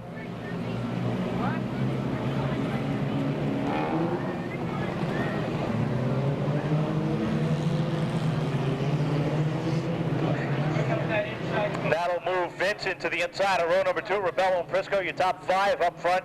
Watch the dogfight. Vanessa looking for his first ever win. He can feel it. He can taste it. 4 laps to go. Green flag is back out. We're underway. Casto has too much power on the start. And look at Rebello trying to thread the needle. Can't get it done that time. Vincent trying to work back on the inside. Rebello up high, up to 4th now. Up to 3rd, rather, as he battles the outside of the yellow number 8 of Brian Vincent. 12 complete, 3 to go this time by. And Ron Casto is watching this one from his rear view mirror. He's trying to do what Tony Stewart did tonight, sit on the pole with Bristol as they come out of turn number 4. Casto is looking to sit in victory lane. We'll see if he can make it a Home Depot night as we've got the twin sticks up in the air. Watch the battle for 4th. You've got Brian Vincent in that yellow number 8 down on the inside. You've got the 9 of Mike Rebello on the outside. The 88 of Prisco rounding out the top 5. White flag is out. Final time around for Casto, who has opened up a commanding lead. 3-wide action for second.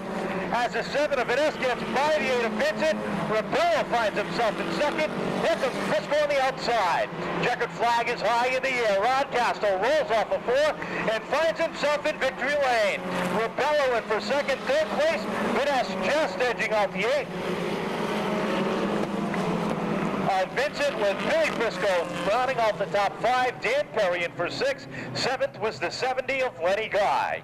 Oh boy, ladies and gentlemen, we have a points chase on our hands going into next week, barring, well, post-race technical inspection. We've got a 2-point battle for the championship, which is 5 races remaining in the Formula 4. But taking down tonight's Formula 4 feature win, out of Millville, Mass, driving the Home Depot CNC rigging, 0.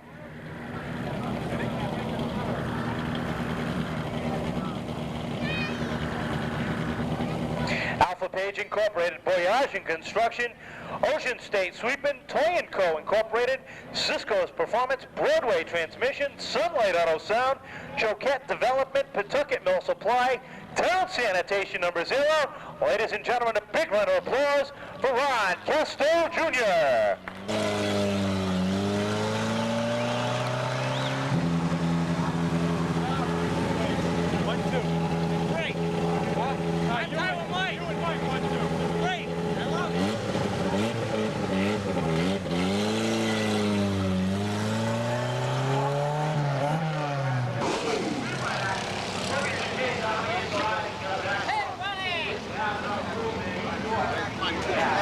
I ain't getting used to this yet.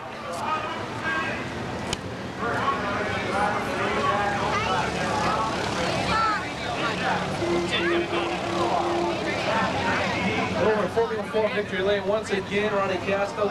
This is a pretty big win. You're tied now with wins from Billy Prisco for the season, and only 2 points off him. It comes down to the track championship. We have to worry about how many wins you have. At least you're gaining on him now. Yeah, Billy's a little bit more consistent than I am. He's got a little bit more seconds and thirds, so if it came down to a tie, he would get it. But I'm trying my best to do what I can for my sponsors and my team, and I try and run hard, I try to run clean, and Ryan Vaness, he was running good up front. We had the 8 car, first time we've seen him run up front for a while. Brian Vincent, he was running well. I had my teammate there, I just didn't know where Billy was. I knew he wasn't too far behind. Well, your teammate now trying to join you in victory lane. Do you want to thank some sponsors? I've thanked them a million times already, but you can't thank them enough. Yep, I'd like to thank CNC Rigging, Home Depot, Alpha Page, Boasian Construction, Ocean State Sweeping, Hot 106, they're a new sponsor this year. We got Cisco's Performance Center, Toyenko, Broadway Tranny that does all my trannies, Town Sanitation, Pawtucket Mill Supply, Sunlight Auto Services. I'd like to thank each and every one of them because I couldn't do it without them. I think you really have a legitimate shot. I mean, Frisco's smooth. You're smooth. Now you got Mike right there too. Everybody's right there. How tight is it getting? The 2 front spots are real tight. We got a little bit of lead over 3rd, but we're trying to get Mike into the 3rd spot. He's got Ned Ryan right now to try and get by, which is Billy's teammate, which is another good front runner. He's there all the time too. So I give everybody credit that I run with. They run us clean, they run us hard, and they respect us like we respect them. All right, Bob Broder's going to come in and make the Express Embroidery presentation. Congratulations, guys. Get right near the car so you can take your picture, okay? It looks too close on the big screen, so a few feet back. Okay. I wish you said All right. Where you go, man? You'll be there soon. All of a sudden, it's lost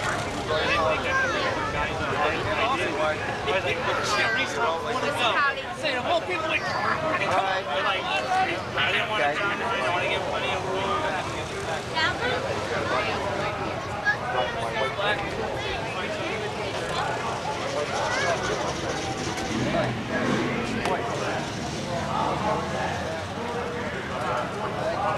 Okay. How about if he holds his flag? Can I do one thing, Bob? Go ahead, go ahead. He said, if you finish one thing, both of them.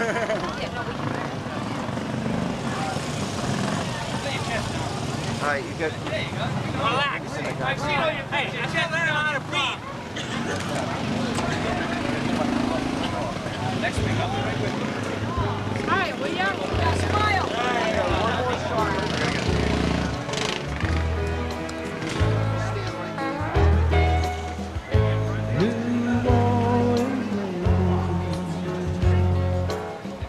Assassin style that'll drive you crazy. You'll hold your life. Hey, you gotta take this. That's yours. I'll take it now if you want. You want to take it home? No, we'll just fix it. Okay. I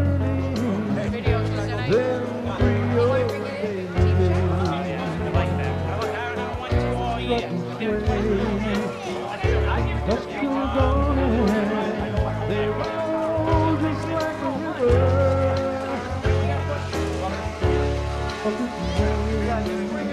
Will last forever.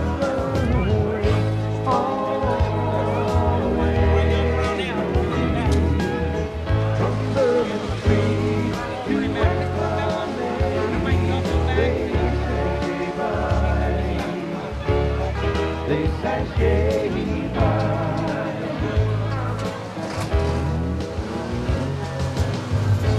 New Orleans, a purple light, was last will hold the light. Hold the children, hold the flowing, them Creole babies, sitting brown and downright lazy, and they roll just like a river. Will last forever, always.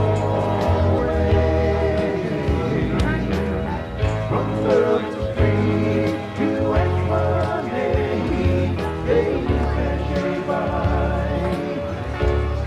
They sashay by.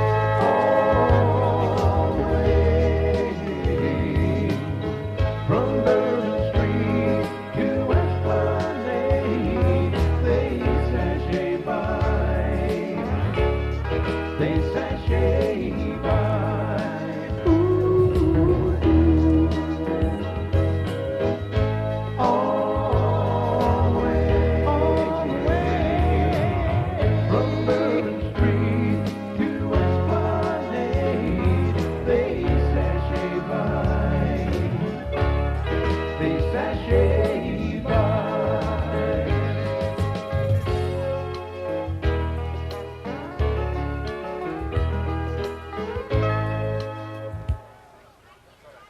Co. Incorporated, Cisco's Performance, Broadway Transmission, Sunlight Auto Sound, Choquette Development, Pawtucket Mill Supply, Town Sanitation number 0. Ladies and gentlemen, a big round of applause for Ron Casto Jr.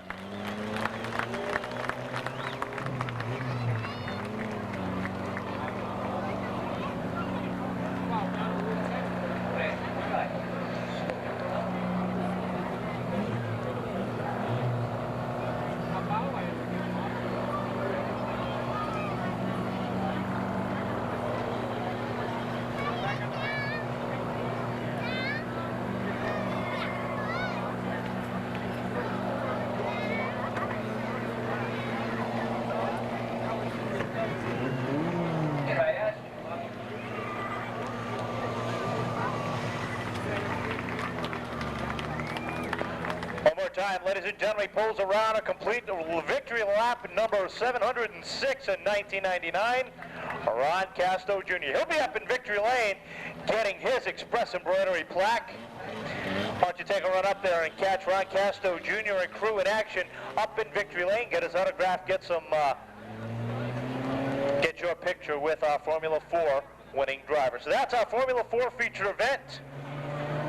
Coming up next will be the Mini Cups. The adults will be out for their event, and we'll have a couple of drivers from the Future Stars running with the big boys. And the drivers, that's it. The cars are identical. Jamie and Deshades showed us that in the heat, and this is the way they're scheduled to go. On the pole, car number 24, B.J. Piekarski out of Nashua, New Hampshire. Outside of him, Joe Doucette out of Framingham, Mass. in the number 77. Starting on the inside of row number 2 of the team cars, Jeff Zoller out of Littleton, Mass. in the number 13. The number 6 of Dave Zoller out of here, Massachusetts. Row number 3, car number 22 for Bill Trudeau out of Plymouth, Mass. Outside of Trudeau is A.J. Lebrecht out of Littleton, New Hampshire. In your final row, Jamie and Deshades out of Ringe, New Hampshire, the number 2, and Jason Hurrow looking to compete with the big boys in the number 21 out of Johnston, Rhode Island. Jamie and Deshades showed he could run with the big boys and showed us there's no difference between the cars. The only difference is the governor on the engine. That's it. They took it off. He's ready to roll. So is Jason Hurrow. So is B.J. Piekarski and Joe Doucette as they roll off at turn number 4. Green flags out, and Doucette hits the jump over Piekarski. Piekarski tries to hold on, but here comes Zoller on the outside, and look at Hurrow work his way from the back.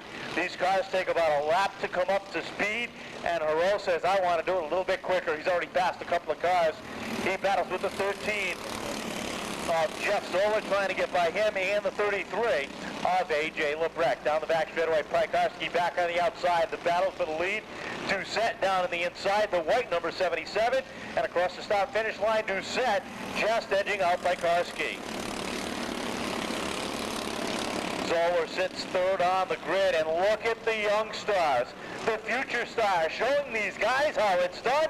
Here comes Jason Hurrow and Jamie and Deshades, too many J's there, as they work their way up into 4th and 5th, setting their sights on Dave Zoller in the number 6. Up front, B.J. Piekarski has opened up a very comfortable lead as he leads him across the start-finish line. Doucette is second. Zoller is third, but not by much.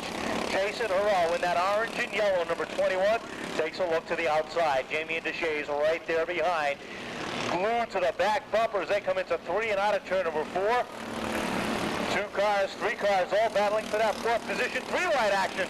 Look at Deshades out on the inside. He's got to back off. Didn't have enough room that he thought he would have. Down the back straightaway, Hurrow on the outside. First generation driver, but his dad knows how to get around this racetrack. His dad was a crew chief for Joey Cirillo back in 1987 when they took home the Pro Stock crown. Jason looks for the leaders, but he's got to look way ahead of him as Piekarski and Doucette are just about a full straightaway ahead at the halfway point. Now he starts to close in the gap just a little bit each and every lap. The 2 of Deshades has worked his way up to 4th. The 6 of Dave Zoller rounds out the top 5. Tchaikovsky way out front. The blue number 24, the Jeff Gordon lookalike machine, rolls off at turn number 4, blistering the 1/3 mile oval. He's opened up a full half a straightaway lead over Joe Doucette, whose lead has dwindled. His advantage has dwindled just a little bit over the number 21 of Jason Harrell. Jeff Zoller in the number 13 has a problem. He is slow down the back straightaway. He's going to head into the pit area. Tough break for Zoller out of Littleton, Mass. 5 to go this time by, and it looks like the top 2 have just about settled themselves. B.J. Tchaikovsky leads him off at turn number 4. A very comfortable lead. He can coast from here if he had to. Joe Doucette feels the same, and if you look, the lead is closed up just a little bit. Doucette is starting to close in on your leader, but your leader may just be pacing himself. Battle for third is still hot and heavy. You've got Jamie Deshays in that blue and white number 2, and Jason Harrell in that orange and yellow number 21 battling for third. This time by off at turn number 4, the twin sticks are up in the air. B.J. Tchaikovsky in car number 24 out of Nashua, New Hampshire, coming down to race here at the Seekonk Speedway here tonight, looking for the checkered flag. He's got a 1/3 of a mile left, and look at the battle for third. Deshays has caught the 21. Contact pushes him off at turn number 4, pushes him up the racetrack, but not able to get him across the line that time as they head into 1 and 2 for the final time. Checkered flag is out. B.J. Tchaikovsky will hold on for the win. Second will be Joe Doucette. Third off at turn number 4. Deshays gets loose off the corner. Harrell's back on the corner, looks underneath, but Deshays is able to hold off Harrell with the 22 of Bill Tribble rounding out the top 5. Dave Zoller is 6th, and rounding out the field, car number 33 for A.J. Lebrecq. Well, one more time in 1999, ladies and gentlemen, a big round of applause out of Nashua, New Hampshire. It's B.J. Tchaikovsky.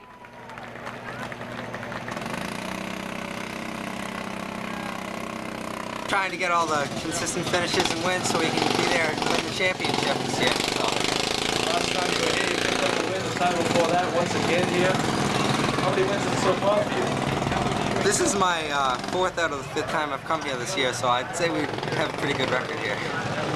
Now, do you ask Brian to move up the, you gotta move up to something on Seekonk, or maybe a street stock or a 4x4? We're getting into something called the Baby Grand. We're going to try and debut it here, test drive it in a couple weeks, so you'll have to see it then. You're racing against some pretty big guys like Joe Duquette, Shane, those guys. Is there any difference when you're out there?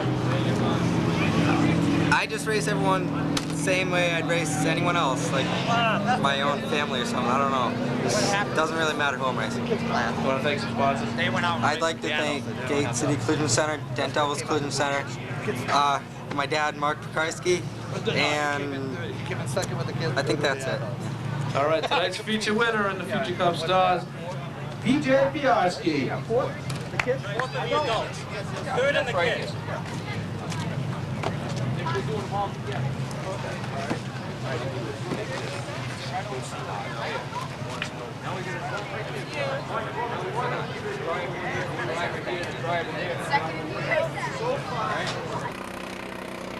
Well, we told you a few minutes ago, if you still had your tickets from Express Embroidery, don't throw them away, because we'll have more. And as a matter of fact, right now, we have some tickets, some lucky tickets to call off. So grab your tickets that you got from Express Embroidery. We'll call off this bunch of winners. Ticket numbers 609 is the first 3 letters on all 5 tickets. One more time before we go into that, give a big round of applause for B.J. Tchaikovsky taking down another win. Again, 609 is the first 3 numbers on all the tickets. We'll just call off the last 3, and they are 401, 721, 725, 324,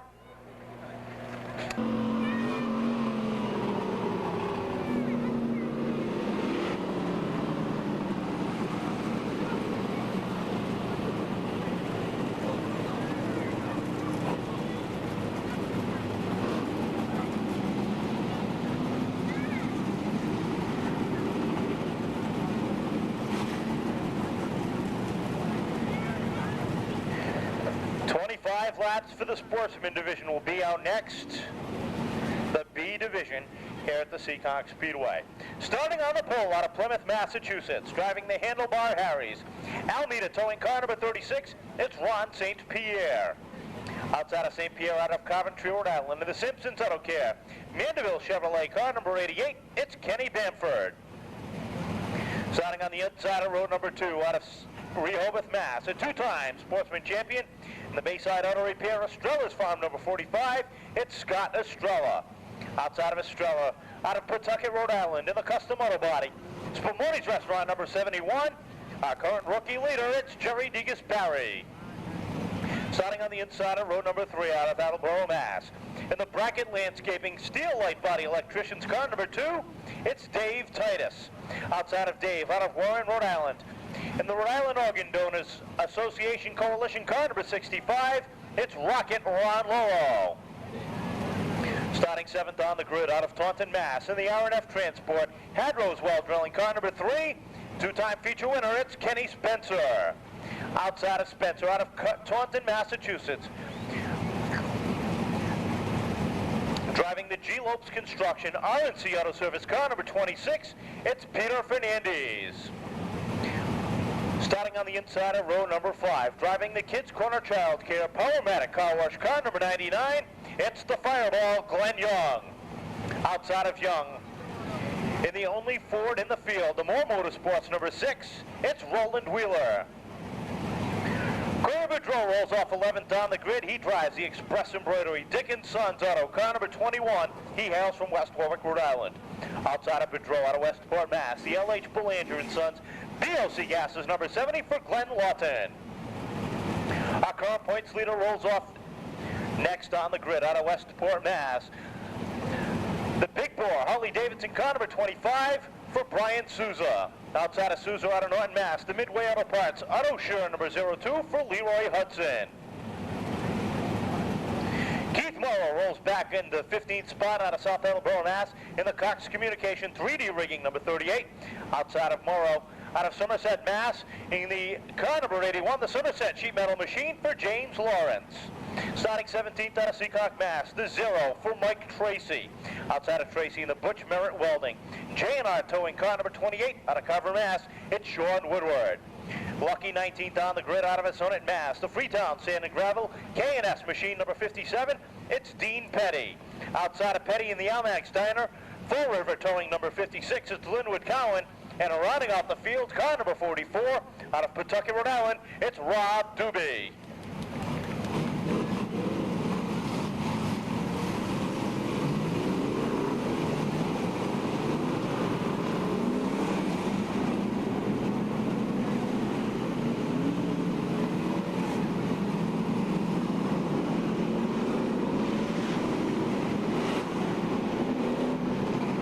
The Express Embroidery Comptrust feature event, 25 laps the distance on the front row. Two drivers looking for their first ever Sportsman win.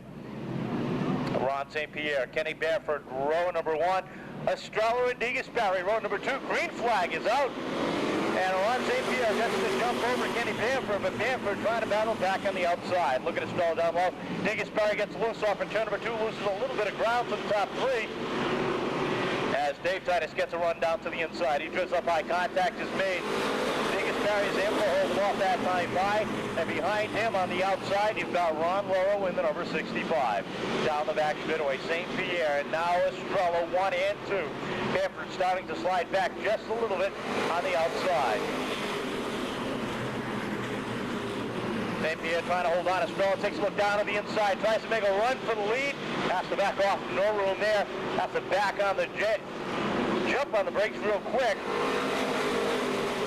As Estrella settles in behind, Titus gets a run to the inside of Bamford. DeGasperi gets caught up there. Here comes Glenn Young on the inside as the Fireball works down low off of turn number 4. The 88 of Bamford gets loose with some help. He gathers it back in. Great job of driving, but down into 1 and 2. Spencer's got to back off the throttle, loses a whole bunch of positions. Problems deep. Leroy Hudson, Linwood Cowan get together. That's going to bring out the caution.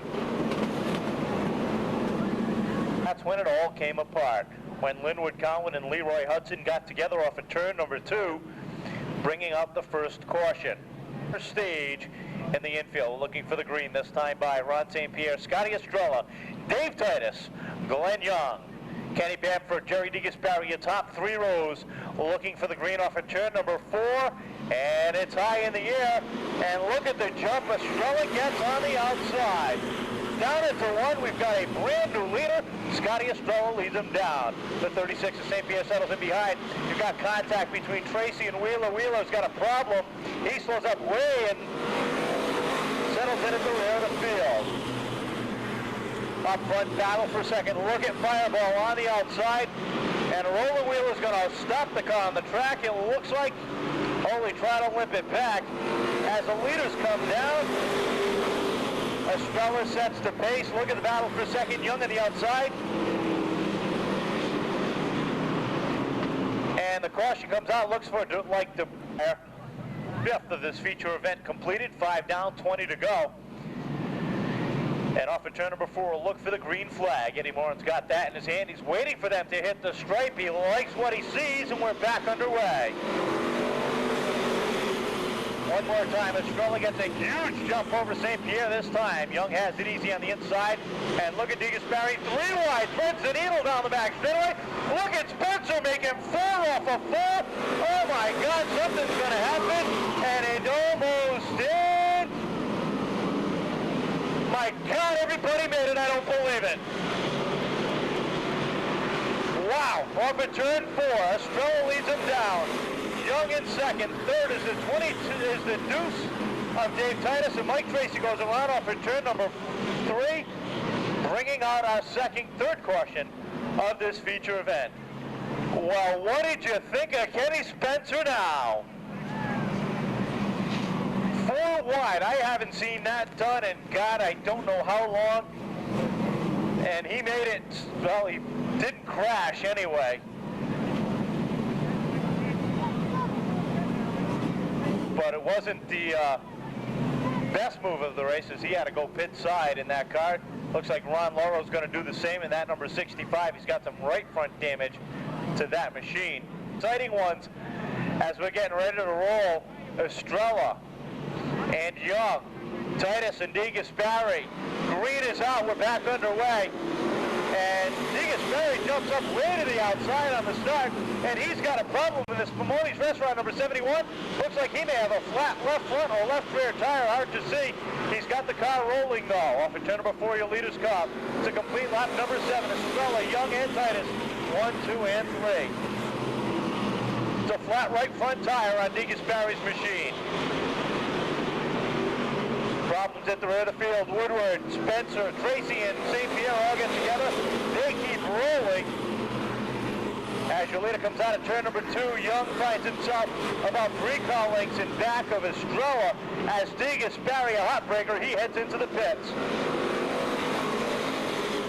Scott Estrella, out of Rehoboth, Mass, a 2-time sportsman champion, leads him down the back straightaway. Glenn Young runs on the outside of Dave Titus. That's the battle for second off of turn number 4. Titus down on the inside, the black number 2. The red and black 99 of Glenn Young on the outside. They continue to battle, and look who's up to 4th. Brian Sousa, the furnace induction, number 25, off of turn number 4. Glenn Young is now finds himself all alone in second. That opens up the outside groove. James Lawrence working there. Here comes Corey in that pink Panther number 21. Black flag out for Sean Woodward, dragging some sheet metal. We have just reached 50% of this feature event. Halfway down for Scotty Estrella. Young starting to close the gap little by little. If they keep this pace up, they may catch the rear of the field. Young is just about caught our leader. He's about a car length back off of turn number 2, and the fire is hot in the 99 for Glenn Young. Scotty Estrella leads him off of turn number 4. Young takes a look to the outside, down into 1 and 2. That's a battle for the lead. Young in second, now taking a look to the inside. Waits for the former champion to make a mistake. But that's the key. Champions don't make mistakes, not very often. With 10 to go, Young is all over the back bumper of Scotty Estrella. Takes a look to the inside, now looks to the outside. dogging your leader. Slingshot off at turn number 4. Estrella is just that much stronger. Titus holds up into third.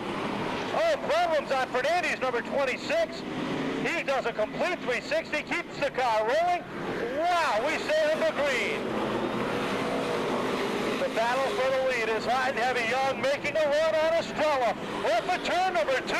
Young in the black and red, number 99, gets a run in the outside. Estrella tries to hold on down low, and look what's coming up. Lap traffic. Will that be a problem? Maybe, maybe not. As Young gets up to the door down the back straightaway, looks for some racing room on the outside. Titus is starting to close in on the top 2. Look at the battle off of 4. Across the line, it's a dead heat. Problems for Young as he left traffic in front of him. No problems. Young finds himself out front. Doobie goes around on the front straightaway, and off at turn number 4, the battle for the lead, and Glenn Young leads him across the line. Estrella back to second. Titus holds on for third with the 25 of Souza fourth and the 81 of James Lawrence fifth. The Fireball leads him off at turn number 4, and that's going to bring out a caution flag for Rob Doobie in the infield.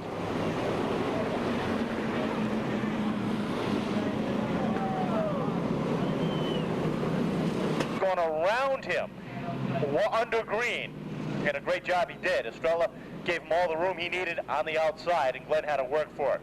We'll see if he can get a start this time as they get ready to go green. Off at turn number 4. It's up in the air. The throttles are down, and we're back underway. Side by side, down into 1 and 2. Estrella on the outside. Young down low, and give the advantage to Young by about a half a car length. That's not enough. That's not a lot. Off at turn number 4, Young throws the back end out. Estrella battles back on the outside. Titus right there waiting for a mistake to happen by the top 2. Down the back straightaway. Estrella tries to make a run on Young. Off of 4 with 3 to go this time by. They are still side by side. That time, Young had him by about a fender. One more time down the back straightaway. Young down to the inside. Can he hold up? The twin sticks are up in the air, and it's Young. Estrella throws it deep in the corner. He gets loose. Rewind for third. Titus finds himself in a runner-up spot. Young leads him off the corner, and Estrella is off the base. White flag high in the air, and the Mansfield Mass native has got a smile on his face, but his fist is not in the air because he's got 1/3 of a mile left. Down the back straightaway, Titus all over the back bumper, loses about a half a car length heading into 3. Checkered flag is in the air, and now they can celebrate the Fireball. Glenn Young takes down the win over Dave Titus, James Lawrence, Brian Souza, Cole Bedreau, and the 88 of Kenny Bamford, your top 5 cars. On the grid, working his way to the front out of Mansfield, Massachusetts, driving the Viking Sheet Metal, Kids Corner, Childcare, Powermatic Car Wash, More Performance Racing Engines, car number 99. Ladies and gentlemen, give it up for the Fireball, Glenn Young.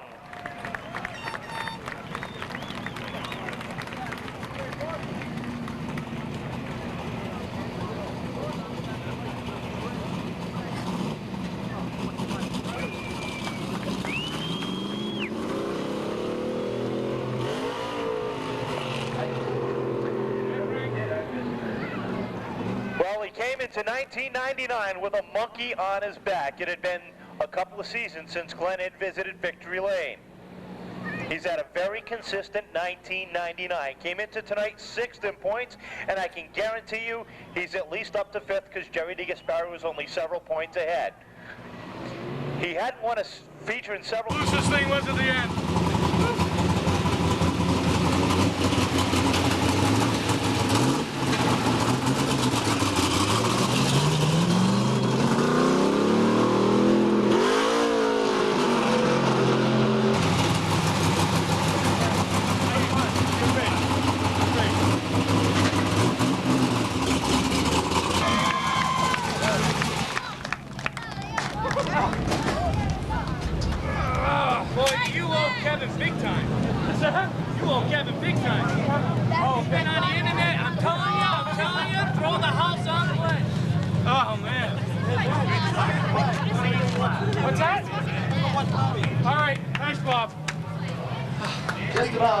Glenn Young goes up to the USA Speedway. He comes back and has a great run the following week. Last night you got rained out.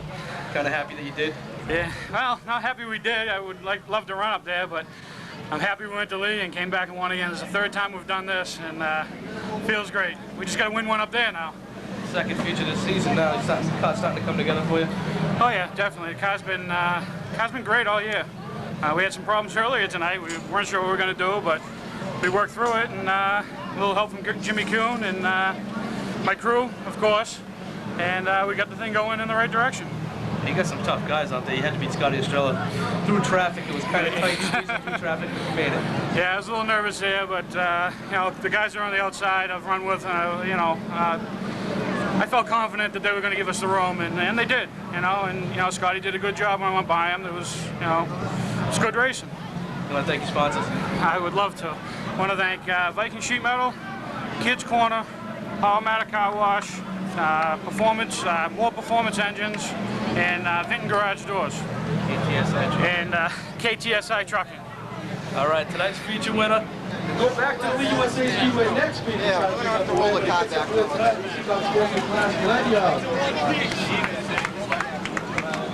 Can I get one? How about holding your trophy right here?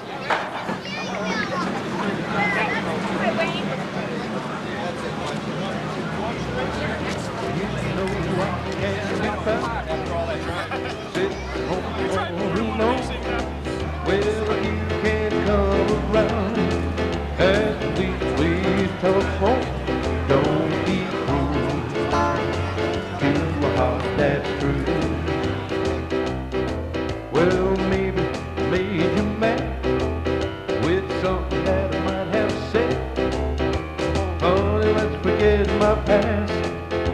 The future looks bright ahead. Don't be cruel to a heart that's true. Well, why should we be apart? Really love you, baby, cross my heart. Don't stop thinking of me. Don't you make me feel this way. Well, come on here and love me. You know what I want you to say. Don't be cruel to a heart that's true. Well, I don't want no other love. Baby, it's still you I'm dreaming of.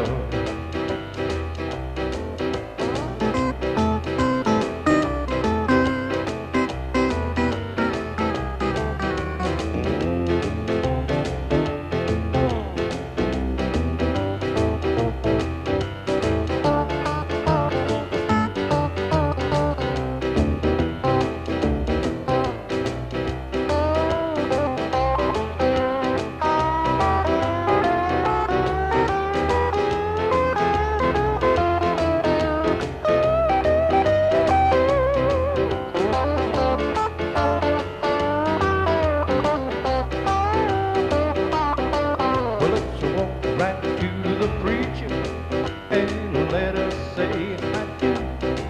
'Cause then you know you'll have me, and I know that I'll have you. Don't be cruel to a heart that's true. Well, why should we be apart? Really love you, baby. Well, maybe made you mad with something that I might have said. Honey, let's forget my past. The future looks bright ahead. Don't be cruel to a heart that's true. Well, why should we be apart? Really love you, baby, cross my heart. Don't stop thinking of me. Don't you make me feel this way. Well, come on here and love me. You know what I want you to say. Don't be cruel to a heart that's true. Well, I don't want no other love. Baby, it's still you I'm dreaming of.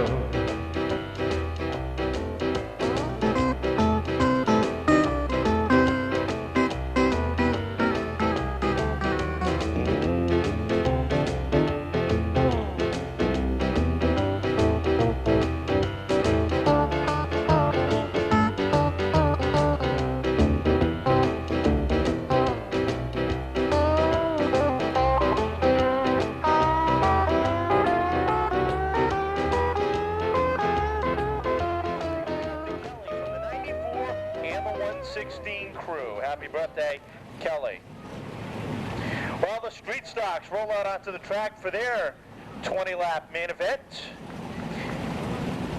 And the Express Embroidery feature lineup, it will go like this.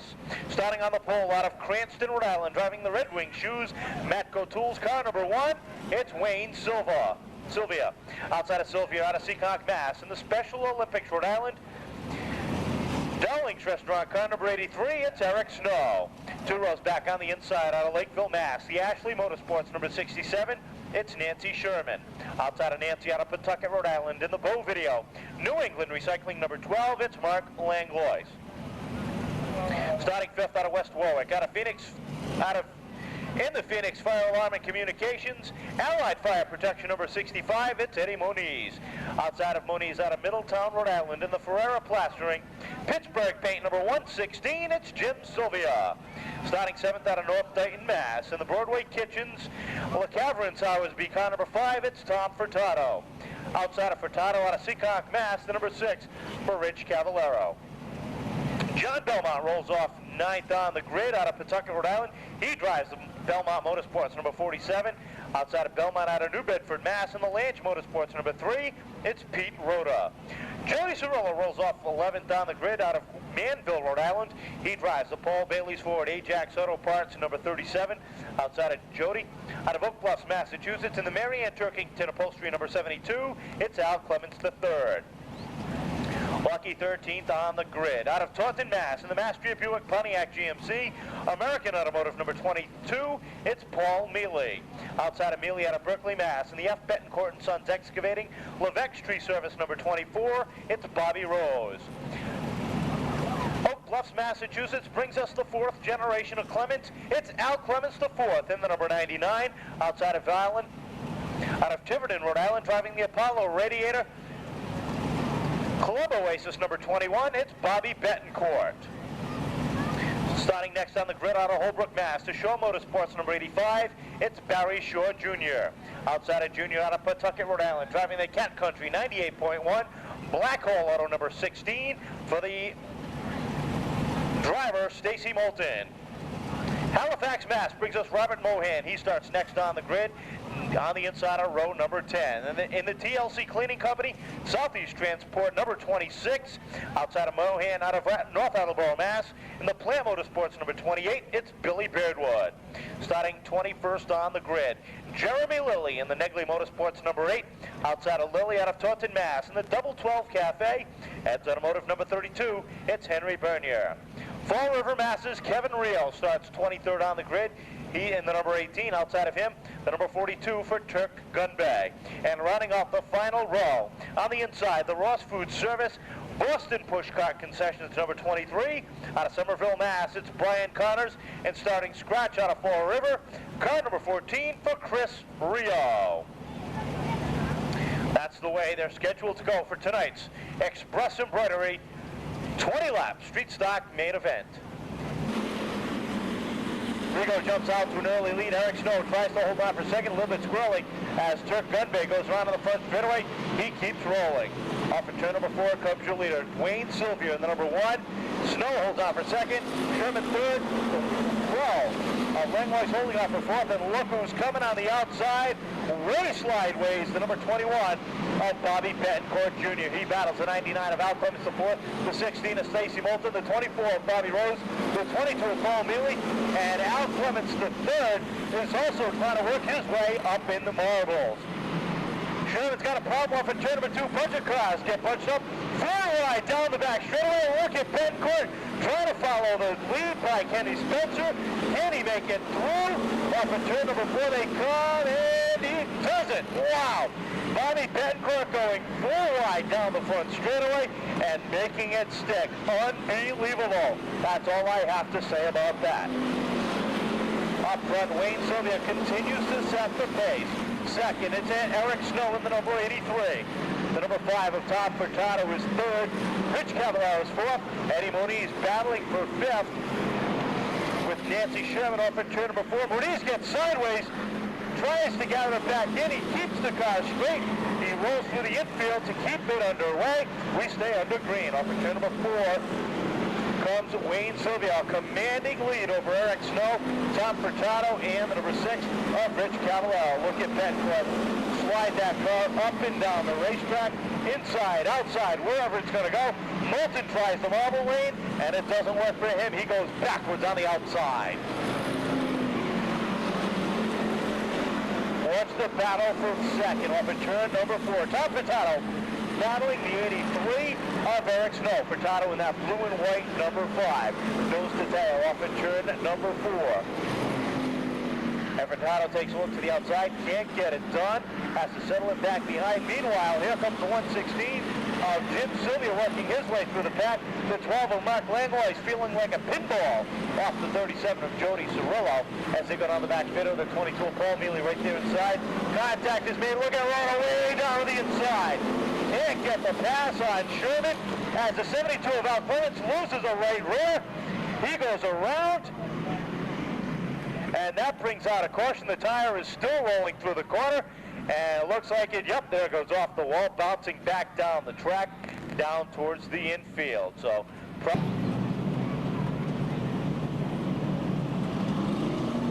numbers for you from the good folks at Express Embroidery. And again, the first 3 numbers are 609 in all of them. So we'll just call off the final 3 numbers. They are 127, 070, 875, 355, 880, and 144. Again, those numbers are 609, 127, 070. We're going racing this time.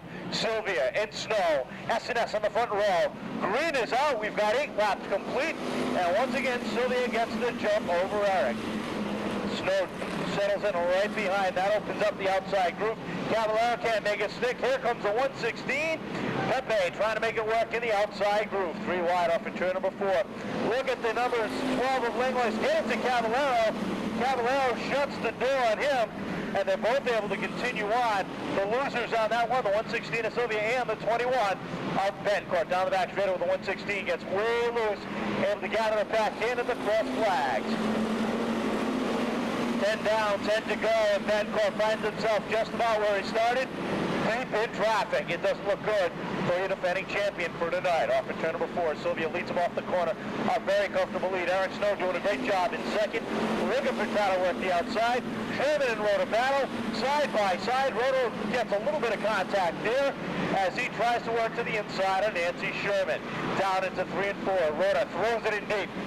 Contact pushes Sherman up the track, but he's still not able to complete the task. He's got to settle in back behind one more time, as does Furtado on the number 83 of Eric Snow.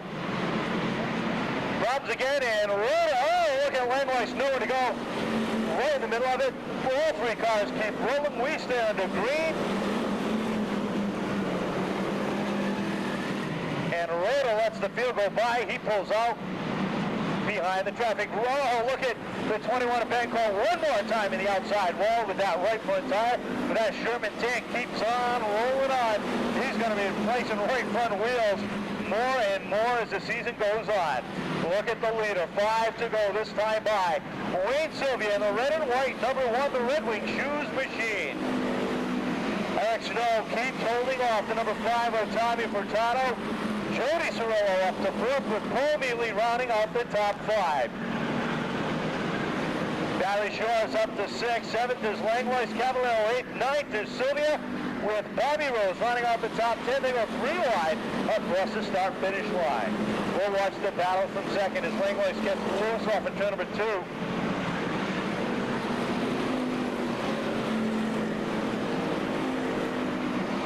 He continues Bencourt. Look at Bencourt fight that number 21. That car is definitely off the pace as he sits deep in traffic outside the top 10. The twin sticks are up and we've got 2 more laps to go. Wayne Sylvia looking for his first win of 1999 as Gunday goes around the back straightaway as we've got a debris on the track, a bumper. And is everybody going to make...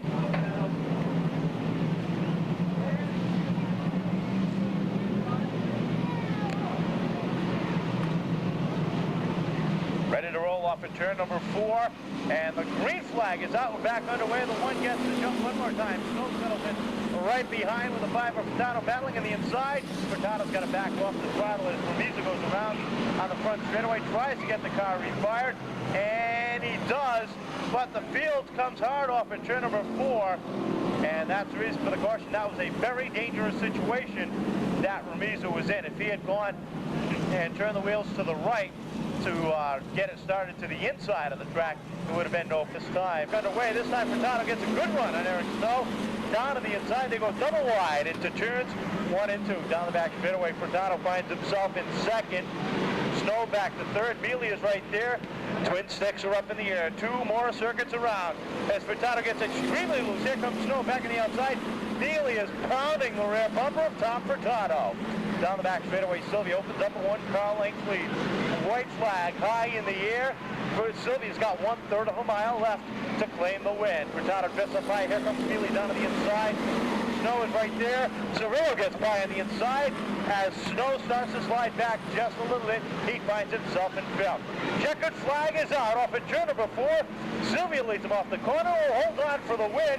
Furtado in for second. Mealy, Cirillo, Snow, your top 5.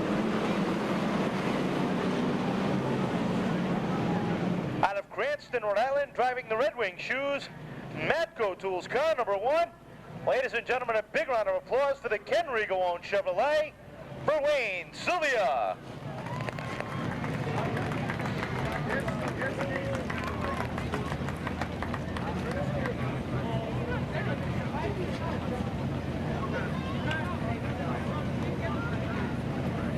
Sylvia having a great restart each and every time, holding off the 83 of Eric Snow, who fell back to 5th for the final tally. But taking down the win, the Diane Lopes Resort Marketing number 1. One more time, a big round of applause for the number 1 of Wayne Sylvia.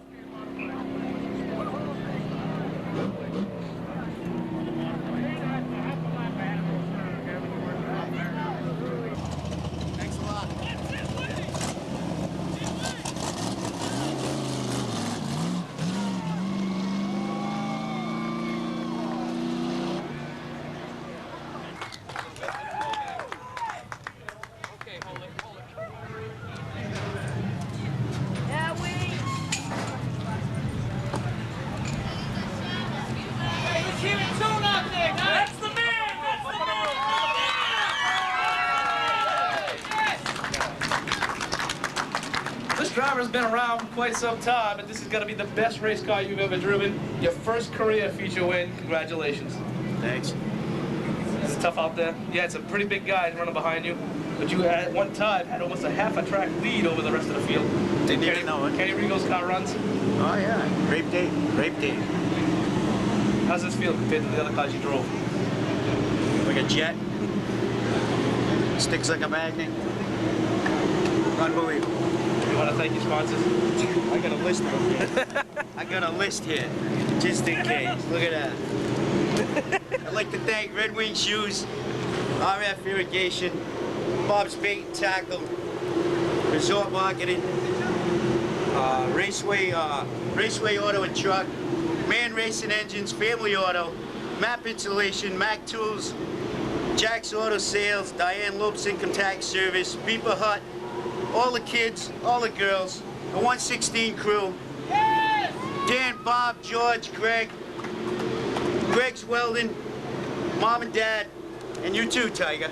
And I'd like to dedicate this race to Kenny's father, Leonard. Well, showing himself that he's one class act, ladies and gentlemen. Tonight's Street Stock feature winner for the first time in his career, Highway Wayne Sylvia.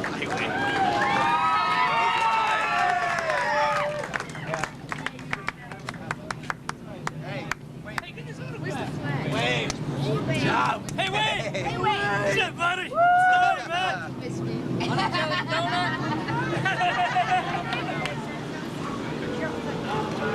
All right. Wait, can you heel on the back corner over there, please? Hey, don't watch the sponsor. Get on the corner. Sponsor behind you.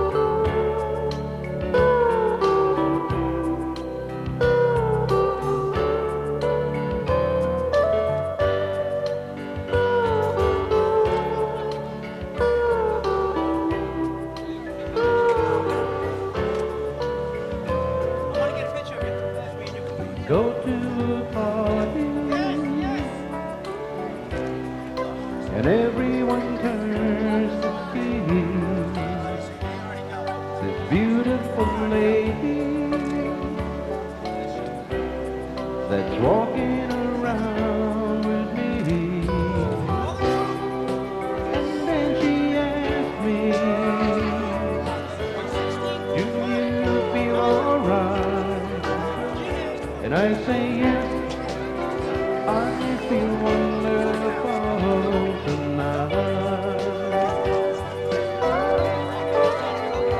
I feel wonderful because I see the love light in your eyes and the wonder of all that you just don't realize how much I love you.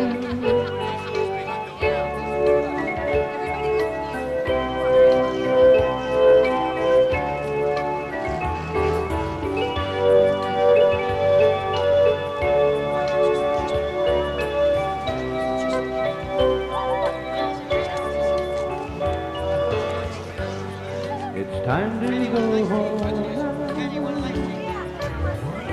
and I've got an aching hand. So I gave her the car keys. She helps me to bed. Then I tell her, as I turn off the light, oh my darling, you were wonderful tonight. Oh my darling, you were wonderful tonight.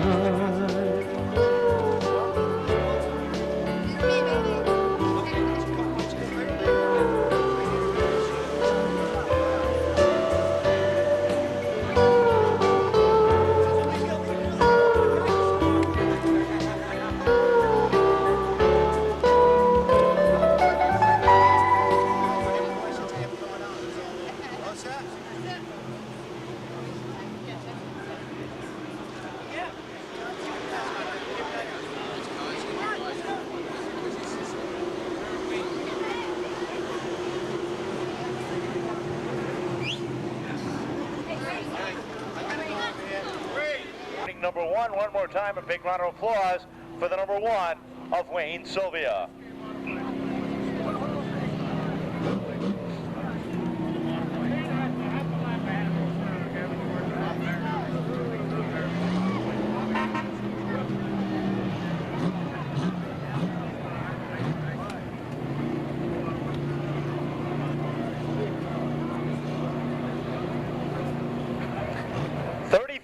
Laps the distance for the Express Embroidery ARC Pro Stock main event. That's coming out next. As one more time, a big round of applause for Wayne Sylvia, holding off for the Street Stock feature win presented by Express Embroidery. Have you ever wondered what it's like to drive a Pro Stock here at the Seekonk Speedway? Have you wondered how difficult it is for these drivers who run the Pro Stocks each and every week? Well, coming up this Wednesday, the 25th of August. Coming up tomorrow, right here, a Racing Reality will be on hand for a Sunday school. That's right, your chance to sit behind the wheel of a Pro Stock right here at Seekonk Speedway. They'll be back in October on the 1st and 2nd, Friday and Saturday, October 1st and 2nd. You may get to drive in a Street Stock right here at the... Not yet.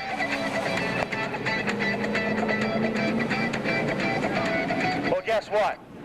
There's been a change in the schedule. The D. Anthony Vendetti Festival of Racing Weekend will continue its tradition with a 100-lap open competition Pro Stock event. Some of the cars, the best cars in the Northeast coming down for this event. 60-plus cars the last 2 seasons, expecting that and more this coming October 9th and 10th for the annual D'Anthony Vendetti Festival of Racing Weekend 100-lap open competition event. That's in October. Right now, we're still running for points, and the point chase is hot and heavy, and this is the way they're scheduled to go in tonight's Express Embroidery ARC Pro Stock main event. Starting on the pole,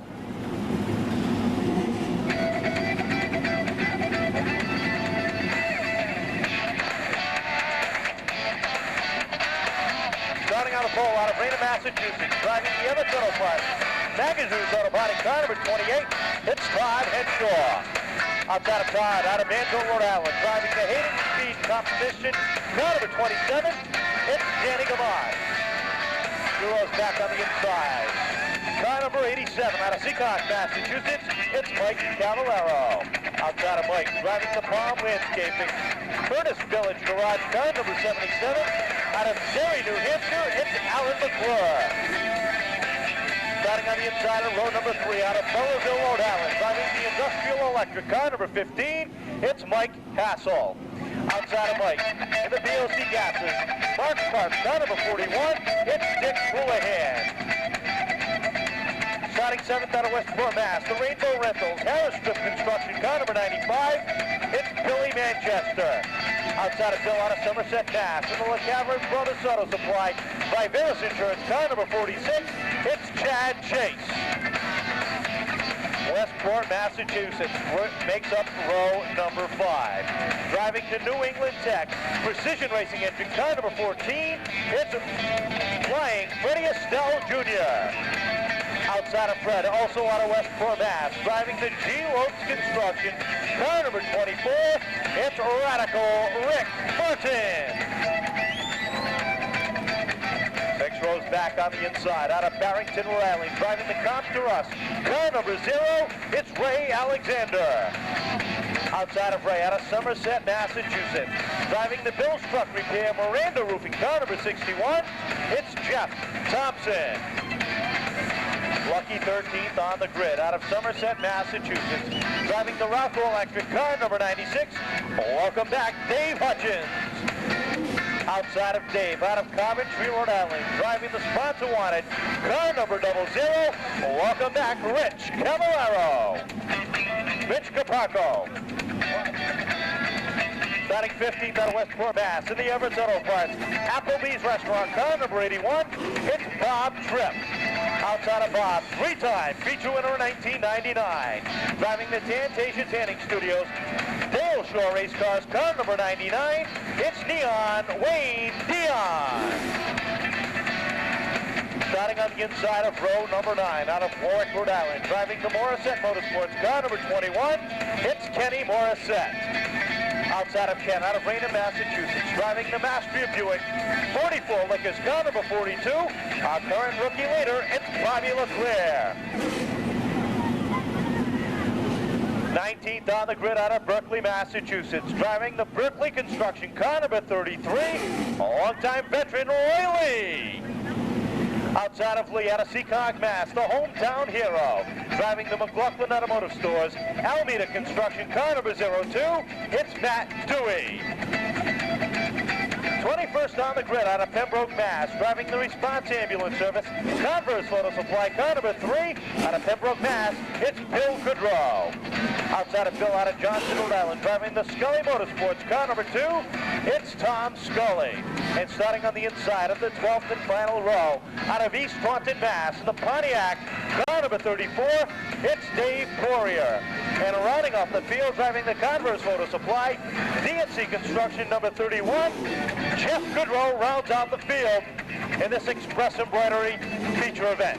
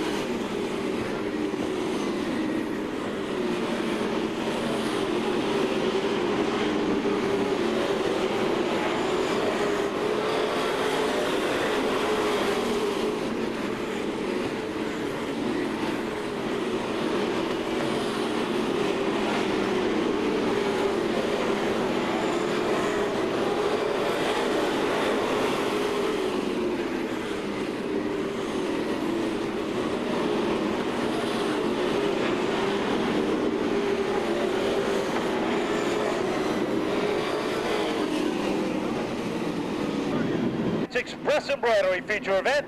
Off at turn number 4, Henshaw, Ganache leading him off the corner. Green flag is out, and we're underway. Double wide down the back, straightaway Gamache down to the Henshaw down to the inside. Thompson up to the outside, retaining wall. Contact is made. A lot of smoke, and he's gonna try to make it back in the pits. No, he's not. He's gonna stop the car on the track, and that's gonna bring out a caution.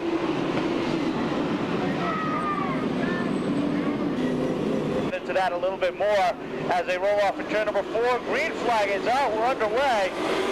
And Henshaw gets the jump over Gamache that time as they head down off at turn number 2. Cavallaro works his way down to the inside. Here comes Mike Haskell, number 15, as they get by the number 77 of Alan McClure. He starts to backslide just to here. As Manchester now battles underneath. Here comes Freddie Estelle, the yellow and blue number 14. Down off at turn number 2. McClure's got problems in that point, number 77. He lost a whole bunch of positions that time. And Gamache has got a problem on the number 27. He is off the pace off at turn number 2 as the field goes by down on the inside. Henshaw sets the pace. Cavallaro halfway top 3. And Mark finds himself to the outside, retaining wall off at turn number 4. That brings out a caution. It doesn't look like the contact was hard, but it's hard enough to send Martin into the pits. What happened? Is 4th with far and away. Our laps have been completed. We've still got 33 laps remaining. Henshaw and Cavallaro now finds himself on the outside of row number 1. Off the corner they come. Green flag back out. And we're underway. Martin just makes it out of the pit area. Down off at turn number 4. Look at Cavallaro run the outside groove. Henshaw trying to hold on down to the bottom. Side by side across the stripe. Give the lead to the hometown native car number 87 for Cavallaro, but he's got to lead it back this time, and it doesn't look like it's going to happen as Henshaw gets a run down to the inside. Here comes Mike Haskell, the industrial electric, down number 15. He works to the inside of Cavallaro up at turn number 2, and look who's following him right behind the 14 of Estelle, the 46 of Chase, both trying to work their way up towards the front of the field. Henshaw opens up about a car and a half length lead over the number 15. Mike Haskell trying to hold on for second. He's got a lot of competition. Cavallaro trying to run the outside. He's got Estelle down behind. Manchester, Chase, Houlihan all around him. He's got to work and work hard. Todd Henshaw likes what he sees in front of him. Absolutely nothing. He sees nothing but clean racetrack, but he knows that can change in a heartbeat. Push the car as hard as he can go, and he's got a comfortable 2.5 car length lead over now Mike Haskell. Haskell works his way up in the second. Here comes Estelle down to the inside. He works his way up in a third, and that's going to open up the outside groove for the 1993 Pro Stock Champion. The Resort Marketing car number 14 up to third. Now takes a look to the outside of Mike Haskell. Dion has worked his way up into 7th. Estelle on the outside gets a run. The 81 at 5th's got a problem in the right front. Looks like the fender is rubbing the wheel well. Off at turn number 4 comes your leader, Todd Henshaw. And in hot pursuit, Freddie Estelle. Flying on the outside, up to second, and closing the gap fast. Oh, the Henshaw blows something from underneath the hood. Fluid on the track. A bunch of cars try to avoid it, and we are under caution.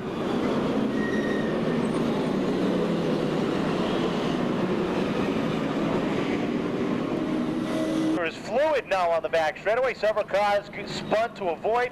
Everybody's able to pull away under their own power as Cavallaro looks like he may have broken something in the front suspension as he tries to get that car pointed. Your t-shirt, and we told you we had to Joe and Bobby and Al Caro, they're best friends. You wouldn't know that one driver owns the other's car because of how tough they are. They've already had instances where they've been running for the win, and contact has taken them both out of competition. Doesn't look like that's going to be the case tonight, as Martin has got a long way to go. He's at the rear of the field with 23 laps remaining. That's a tough way to come back. Up front, Martin and Hassel will bring them down off of turn number 4. Green is out, and we are looking at lap number 12, as Hassel was able to stay with him, heading down into 1. But that's about all he can handle as Chase gets a run underneath down the back straightaway. And Chase finds himself in a second. Here comes Houlihan, who threads the needle by the 95 of Manchester.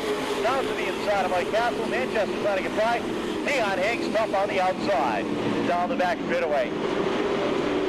Estelle and Chase, 1 and 2. Bully finds himself up into third, saying, hey, I'm here, don't forget about me. I'm looking for win number 3. Dion tries the outside of Hassel. 3-wide action to the pro stacks. Oh, Dion got smart. He backed off the throttle real quick off of turn number 4. It's still Estelle, Chase, Houlihan, Hassel, Manchester, and Dion, your top 6 cars. Off the corner they come. Dion and Manchester battle side by side. Hassel is settled in front of Manchester. That opens up the outside groove to see if the double 9 can get a run on the outside. Here comes the caution for Mike Cavallero, who is going to...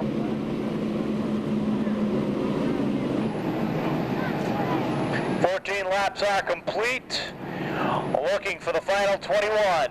This time, Estelle and Chase on the front row, looking for the green. And Estelle gets the jump, but Chase battles back on the outside. Double wide down the back straightaway. And look at truly the blue and white 41. Dick Houlihan looking for win number 3. And look who's coming hard on the outside. Dion in that black, yellow, and orange number 99. He works the outside of Mike Castle. And the top 6 cars, top 5 cars have opened up a very comfortable 10-car length advantage over the 96 of Dave Hutchins. And look at Caparco come through in the 00. This time by. We are 50% complete. Halfway by for Estelle, Chase, Houlihan, Dion, Hassel, your top 5 cars as they come off at turn number 2. Dion trying to close the gap. Now the top 3 cars. He closes up in the back bumper of the 41. Looks to the outside, trying to make a run on Houlihan. Estelle leads him down. Morissette goes around on the front straightaway. And that's going to bring out another caution as the number 27 of Danny Gamache is going around off the back, off of turn number 2, just at the entrance of the back straightaway. So 2 spins this time, bringing out the caution for Morissette and for the 27 of Gamache. Gamache pulls away under his own power. Morissette looks like he needs a little bit more assistance. 1 for Estelle, 1 for Chase, 2 for Houlihan, 3 for Dion. The next 4 cars have yet to sit in victory lane as we get ready to roll off for turn number 4. Green flag out one more time, and Chase is able to hang with Freddie down into 1 and 2. Estelle gets about a half a car length advantage as Houlihan takes a look to the inside of Chase. Dion right there waiting for a hole to open up off of turn number 2. It's still Estelle setting the pace. Chase trying to settle in right behind, but Dick Houlihan is right there. Houlihan drifts up. Dion still works the outside. Chase settles in on the inside groove. Look at Dion mount at the outside groove. He gets by the 81. The 41 of Houlihan. They battle side by side off the 2. And Dion is hot and heavy tonight. Down off of turn number 4. Dion finds himself in 3rd, looking at the outside of the Shark. Chad Chase looking to make him 4 on the season, and 2 in a row. The 99 of Dion works the outside. Estelle leads him off at turn number 4. The red and blue 14, the Rick Martin owned entry, leads him off at turn number 2 with Chad Chase pounding the back bumper. Taking a look to the inside, to the outside. Any which way but loose, any which way he can. Has not been able to gain or run on him yet. Dion settles in for 3rd, about 2 car lengths behind the 46 of Chad Chase. Look at the line the 14 is running. He's running about a half a groove up from the inside lane. The reason for that is 1, it's a little bit quicker. 2, with 10 to go, that protects both the outside and the inside. It makes it real tough for a driver to get that outside groove. makes it real tough for driver to get inside. Speaking of inside, look at Caparco down to the inside of his 96 of Dave Hutchins. Dewey's got a problem on that left front of his 02.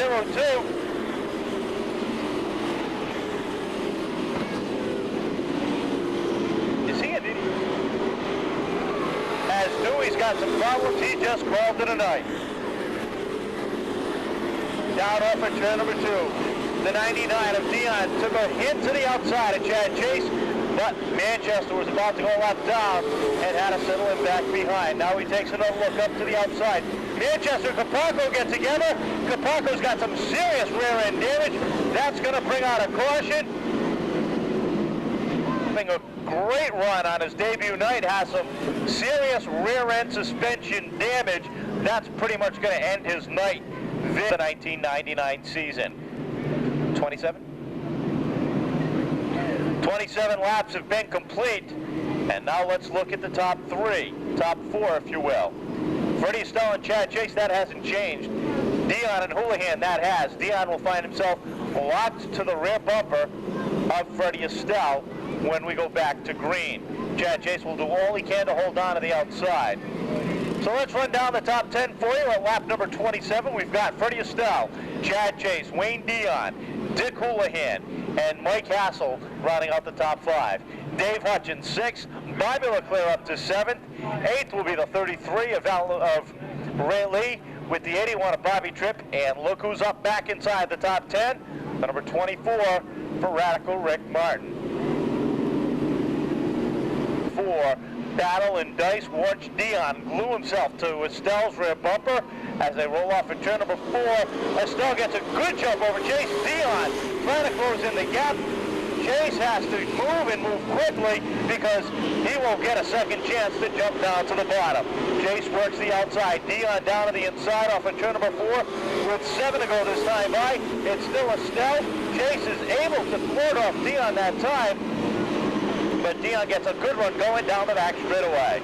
Double wide off at turn number 4. That's a battle for second. Chase, the black number 46, works that outside group with 6 laps remaining. Chase trying to hold on to the outside. Dion trying to get a run going on the inside. While all this is going on, Freddie Estelle rolls off at turn number 4 and gets the 5 to go signal. Dion up to second as we've got a pile up off at turn number 4. Bobby Leclerc, Bobby Tripp, Rick Martin all involved. As Tripp has lost a left rear tire off the wheel.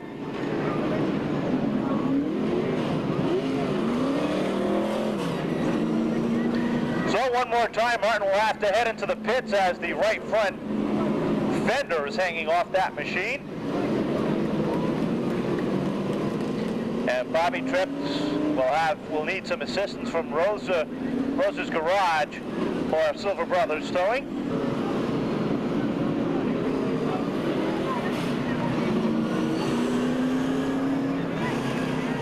What?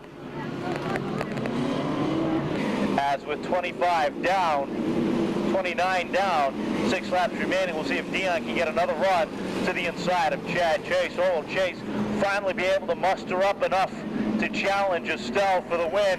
Martin comes back out of the pit area. 29 down, 6 to go as they roll into 3 and out of turn number 4. Our chief starter, Eddie Moore's got the green in his hand, waiting for them to hit the stripe. Green flag is out. We're underway. Chase even with Estelle off at turn number 2.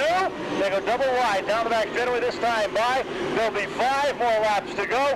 Will Estelle be able to hold on? He gets loose off the corner. He makes contact with Chase. Dion now finds himself in a runner-up spot. Off at turn number 2, Dion takes a look to the outside of Estelle.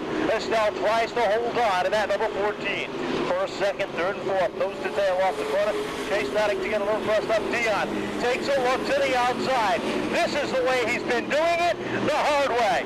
And he's got to do it around one of the hardest drivers to get by, Freddie Estelle. 3 to go this time by. Can he muster up a challenge? Will Estelle give him the room he needs? Estelle, there he goes. He pulls away just a little bit. Twin sticks are up in the air off at turn number 4. Freddie Estelle gets the 2 to go signal. Dion is second. Chase, Houlihan, And the 15 of Mike Castle, the top 5. Down the back straightaway, white flag is high in the air. And we've got one more time around for Estelle and Dion, nose to tail. Dion takes one more look to the outside. Slingshots off at turn number 2, takes a look down low. Estelle is in a shot.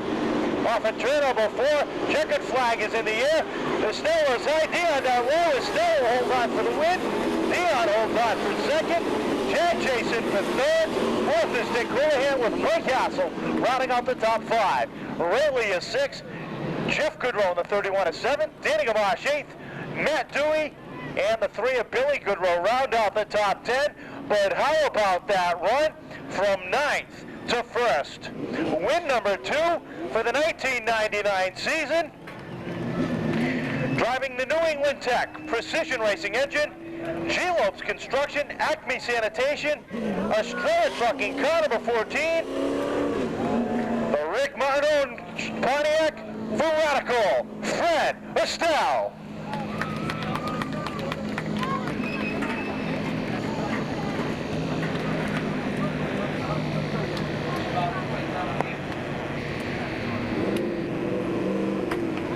I don't know.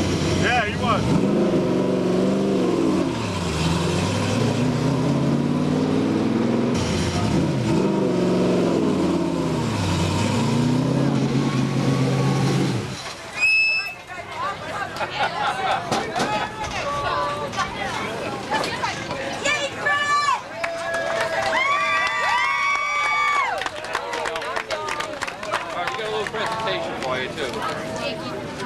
I'll get it. You're gonna get it.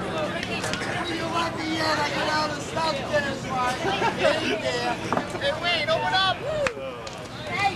Well, tonight's feature winner on the Pro Stocks, flying in front of you still. There's some pretty big names. Dick Houlihan, Chad Chase, Wayne Dion.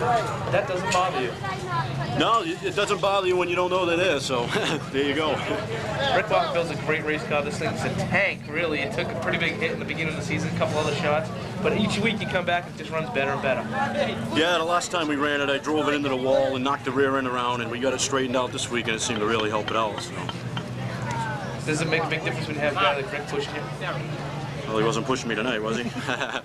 No, but he's a great influence, and you really learn a lot from a guy like him. You know, it's an honor to drive for him. You want to thank the sponsors and yours? Yes, we do. We got New England Tech, Resort Marketing, Acme Sanitation. We got them all here. JS Auto, Total Welding Supply, D-Signs. You know, couldn't do it without him, that's for sure. It's your second feature win of the season. You're not done yet, right? Well, I hope not. He'd like to win a couple more, but time's winding down. You get a shot at the championship? Well, I'd like to win it for my dad, but, you know, I'd be happy with second or third. That's fine with me. All right, tonight's feature winner drive in the Rick Martin race car. Flying Freddy Estelle. Oh, come on. Go ahead, Pete.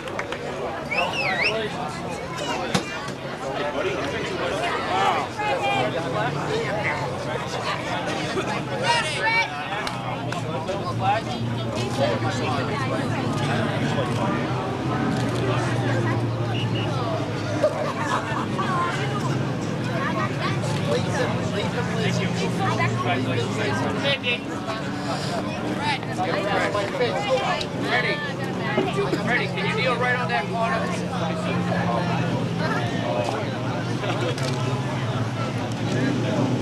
This guy!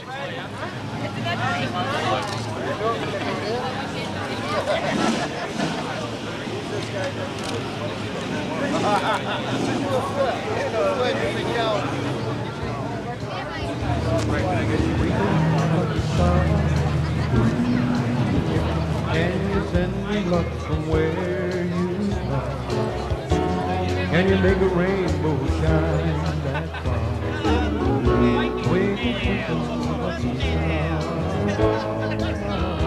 Can you really make a wish come true? Or do you shine on just a chosen few? Is it over? Have I gone too far? Twinkle, twinkle, lucky star. Like two ships on the ocean, we drifted apart. We found an island at sea. this pain in my heart, won't you send her sweet love back to me? Hey, twinkle, twinkle, lucky star, can you send me love from where you are? Can you make a rainbow shine that far? Twinkle, twinkle, lucky star.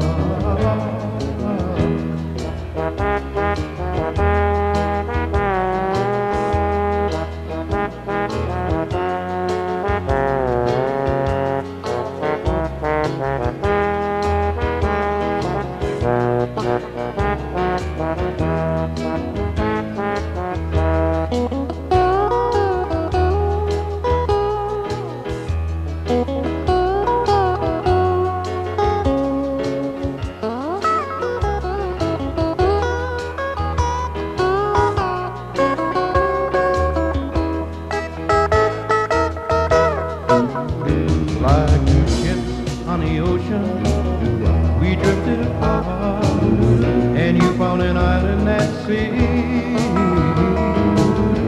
I'm still adrift with this pain in my heart. Won't you send her sweet love back to me? Hey, twinkle, twinkle, lucky star, can you send me luck from where you are? Can you make a rainbow shine that far? Twinkle, twinkle, lucky star.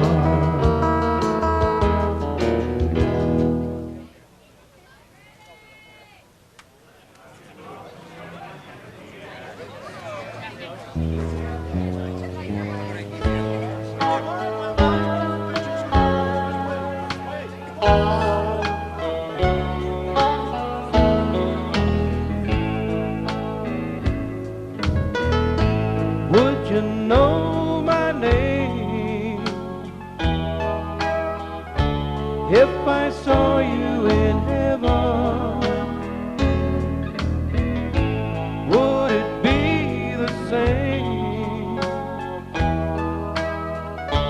if I saw you in heaven? I must be strong and carry on, 'cause I know I don't belong here in heaven.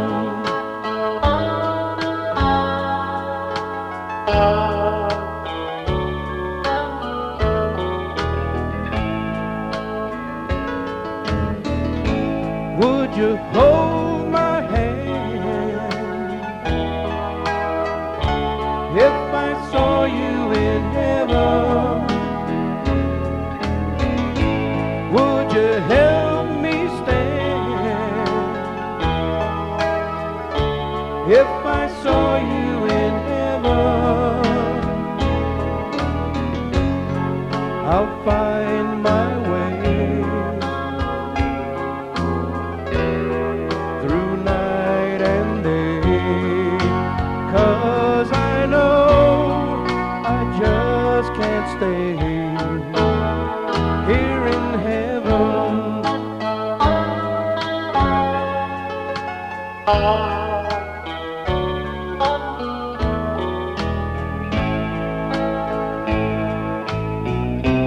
Time can bend your knees, time can bring you down.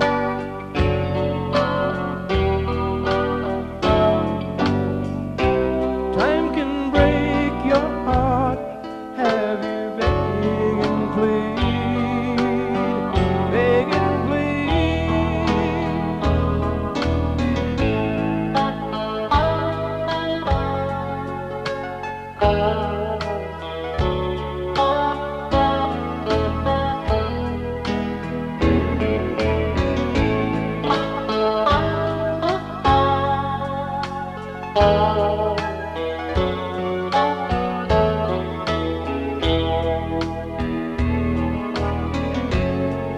beyond the door,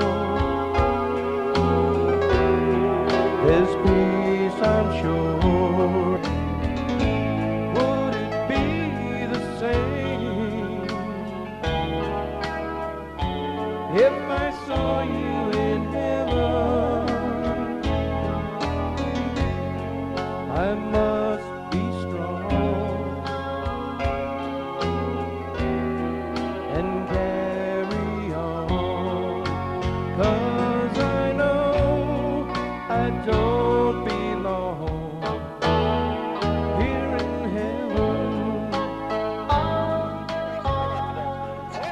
Car number 65 out of Berkeley, Mass. It's Pat McCrowan. Outside of McCrowan out of Seekonk, Mass. The Berkeley Used Auto Parts car number 1 for Billy Clark.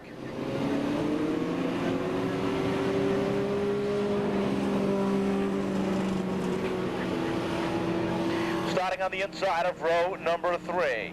Out of North Dayton, Mass. And the Rick's Truck and Tire Service, John's Auto and Truck Repair, truck number 43. Out of North Dayton, Mass, it's Alan Leach. Outside of Leach, out of Warwick, Rhode Island, the number 2 for Tom Kiefer.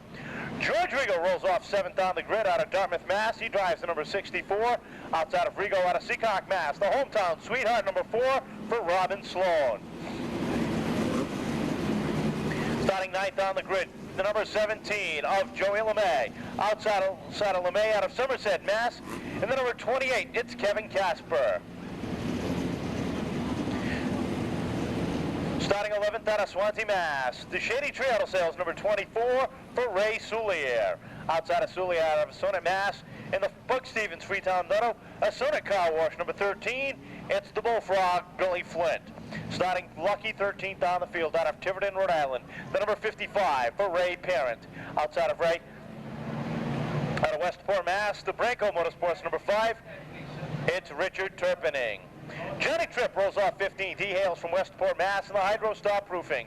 Blanchette's Boutique truck number 18. Outside of Tripp, out of Seekonk, Mass, the number 21 for Brian Clark. Starting 17th out of New Bedford, Mass, the Brightman Motorsports, number 27, it's Mike Brightman. Outside of Brightman, out of Cumberland, Rhode Island, in the Contrada Brothers Incorporated, Chicken Power, number 48, it's David De Silva.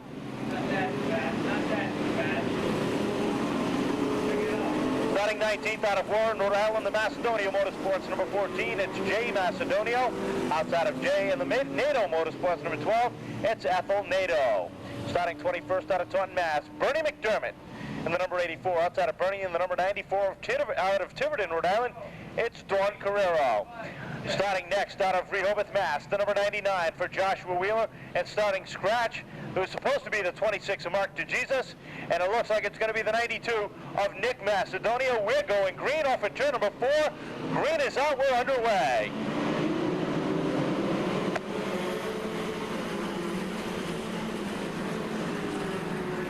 Double wide off of turn number 2. Mike Butt sets the pace about a half a truck length ahead of the 87 of Tracy Olette. Here comes Pat McCrowan on the inside. Dallin Leach right there in the number 43, the red and white Dodge, as he tries to work his way up through the back off of turn number 2. It's still the 63 of Butts. Olette just up way high. Here comes Clarkey on the outside. He gets by Leach. Now sets his sights on Pat McCrowan, and he's got that forward rolling off of turn number 4, and he looks for the lead down into 1 and 2. Mike Butts has a challenge for the lead as Billy Clark, the 50-year veteran, leads the pack down into 3 and 4 on the outside. Butts tries to hold on down low, can't do it, and Billy Clark will lead lap number 2. Down off of turn number 2. Has problems. Kevin Casper gets into Sloan. Sloan is around. Oh! Hard hit by the 48 of David De Silva right in the driver's side fender. That's going to bring out a caution. Robin looks like she's okay. She pulls away under her own power. And Kevin Casper heads into the pit area. That all started when they were dicing for position. Casper got into Sloan. Sloan went around, bringing out the caution, and De Silva with nowhere to go. You can see the damage to the front end of that number 48, the Chicken Power Ford. We complete out of the 20, so we've got 17 laps remaining. Right now we're going back to some truck racing. Billy Clark looking for his first win of the season, and to cap off a 50th year celebration behind the wheel. Green flag is out, and Clark and Butts bring him down into 1 and 2. McCrowan sits there behind, and he works up in a second. Butts gets up way high off of turn number 2, 3 wide, down the back, straight away. Look at Olette down on the inside, Bleach down in the middle.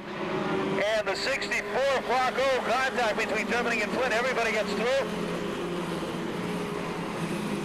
As everybody dices for position. Now they start to string themselves out and settle it amongst themselves as they come off of turn number 4. Our leader, Billy Clark, out of Seekonk, Mass. The Berkeley Used Auto Parts Seekonk Grand Prix number 1 leads him off the corner. He's showing them that the old man can still get it done as he heads down into 1 and 2. Tracy Ouellette trying to hold on to third. He's got the 43 of Helen right there on the outside. Ray Soulier trying to work his way through the pack as well. He's up to fourth, now sets his lights to the outside of Tracy Ouellette. Ouellette trying to hold on. Yeah, but how can you hold on when you've got a former champion and a long-time veteran in the Seekonk Sports Truck, Ray Soulier, working on the outside. Down off of turn number 4. And Billy Clark has opened up a very comfortable 10 truck length lead. But Soulier is coming and coming fast. Leach is right there. Here comes Billy Flynn. Look at Tripp make a 3-wire down the back straightaway, making a Rigo sandwich with the 17 LeMay on the outside.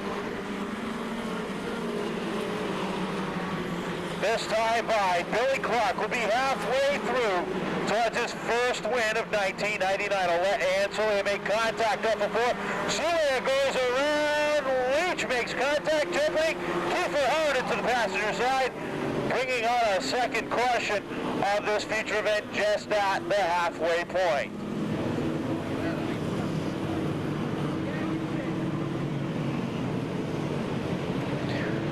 Ouellette's got some problems, some right front damage. He heads into the pit area.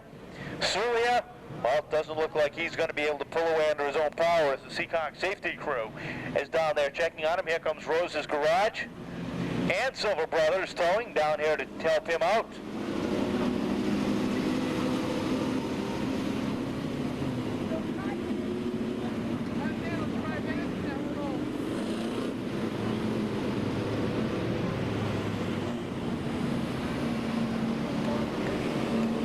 Soulier feeling the truck out to see if he will be able to continue. Take a look at the damage on that number 24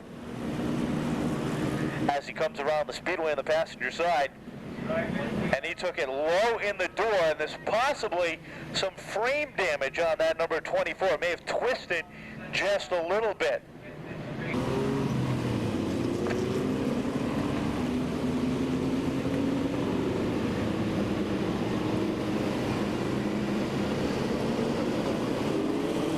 Green off of turn number 4, and the green is out. We're underway, and McCrow is able to hang with Clark as they head down into 1. Clark down to the inside, McCrow up high, and McCrow wants to spoil the 50th anniversary party, but Clark battles back down on the inside. 10 down, 10 to go this time by Clark. Leads him down. Leach now to the inside. Look at the 18 of Johnny Tripp, trying to work his way to the front. He's up to 5th on the field.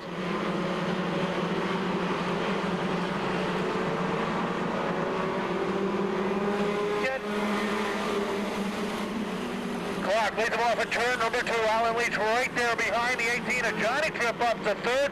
What a run he's got going for him tonight. He's closing up on Leach. Look at Billy Clark close the gap. Last feature winner 3 weeks ago. His first ever behind the wheel of the Seekonk Sports Truck. He wants to make it a father and son finish 1 and 2. And I'll bet you if he's running behind his dad, he won't care if he finishes in the runner-up spot. Off at turn number 4, Billy Clark. He sets the pace one more time as he rolls off at turn number 2, a very commanding lead. Alan Leach in 2nd. Here comes Johnny Tripp. Billy Flynn trying to hold on to the outside. Here comes the 21 of Brian Clark. Deep in the pack. Look at Ray Soulier work 3-wide action, trying to work his way back towards the front of the field. Off at turn number 2, your leader comes. Billy Clark has just 5 laps left. Just a little over a mile. 1 2/3 mile left for Billy Clark, looking for his first win of 1999. Leach and Tripp 2nd and 3rd. Flint is 4th. McCrow rounds out the top 5. Clark is 6th. Brian Clark, that is. 7th is Kevin Casper. He battles with the number 17 of Joey LeMay. LeMay takes a look to the inside. Casper up to the outside. That's a battle for 6th on the speedway as they go down the back straightaway. 3 more circuits around. Joshua Wheeler is sideways off at turn number 4. He keeps it rolling. We stay under green. And this time back, the twin sticks will be up in the air. Look at that 3-wide action for 2nd. Off of turn number 4. The twin sticks are up. Billy Clark hard on the throttle looking for a win. Johnny Tripp up to second. Here comes Billy Flint to the inside. He gets by Alan Leach up to third. Brian Clark trying to claw his way closer and closer to his dad. But he's got one lap left. The Ivory Silk in the air for the 50-year veteran, Billy Clark. Down the back straightaway. Clark to the inside of Butts. Puts him a lap down. All alone, all to himself. He rolls off at turn number 4. 50 years in the making. Billy Clark sits behind the wheel. Johnny Tripp in for second.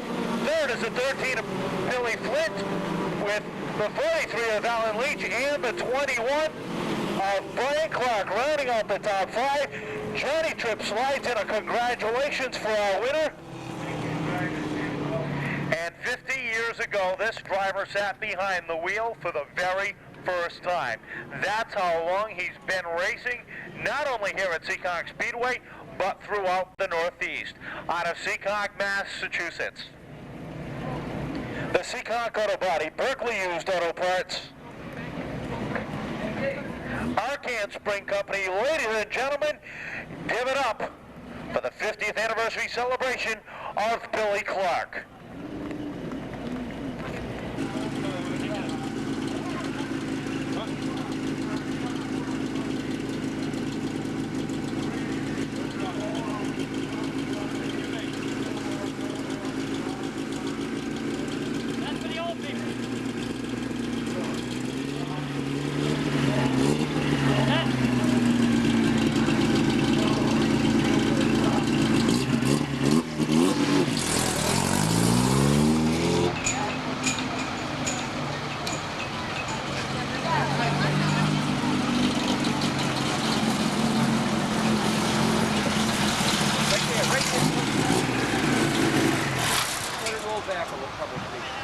Okay, good, good.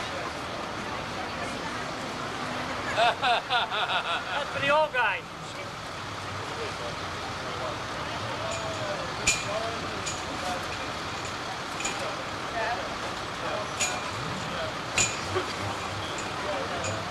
Yeah, you can still get out without taking the steering wheel off.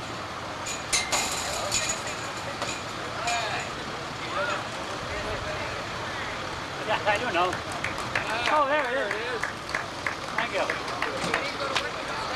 Come on over here. Oh, wow. Happy 80. I didn't see you 2 weeks ago, or 3 weeks. Come on! I took it out on the track with you. Lily, congratulations. Let's go. Fresh embroidery. I have a small picture here with you don't mind. Take a big picture, Bob. Tell us it. How do you want it? Good enough? Yeah, 8 by 10. Congratulations. Thank you. Thank you. Well, the Seekonk Sports Truck victory late tonight. Congratulations, Billy Clark. One more. How many did this make? In the trucks? I'm not sure. I think 20, around 20, but I'm not sure. That makes a big difference. You got a guy like Brian out there with you, and you're racing against some of the best in the business in the trucks, as far as Johnny Tripp and Ray Solia. Oh, yeah. And this truck just keeps going every week. Oh, yeah. I like the competition. I don't like the banging and crashing, but I like the competition. Now, we were talking, you still have a modified laying around. Yeah, a modified silver. Some of the guys are ruined it. You may still bring that modified out one day. I'd love to run modifieds here.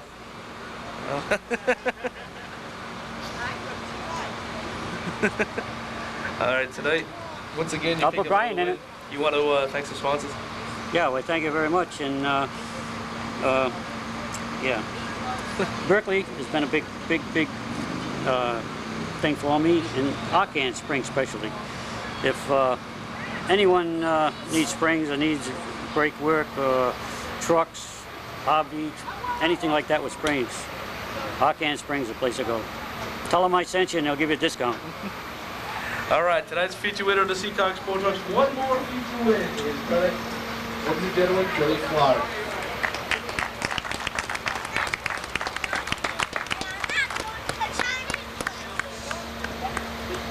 Hey. Somebody can run down to where my truck was. I got some keychains signed down there. I can give them out if somebody wants it. Billy.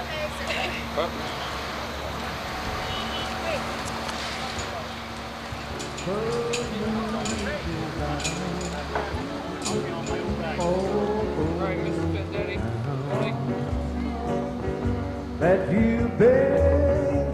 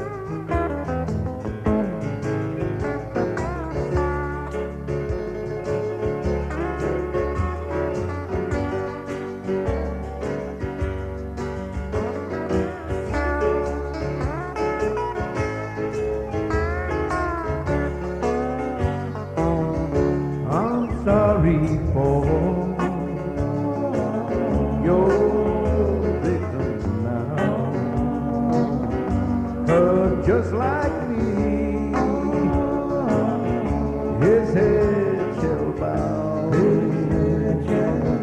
You take true love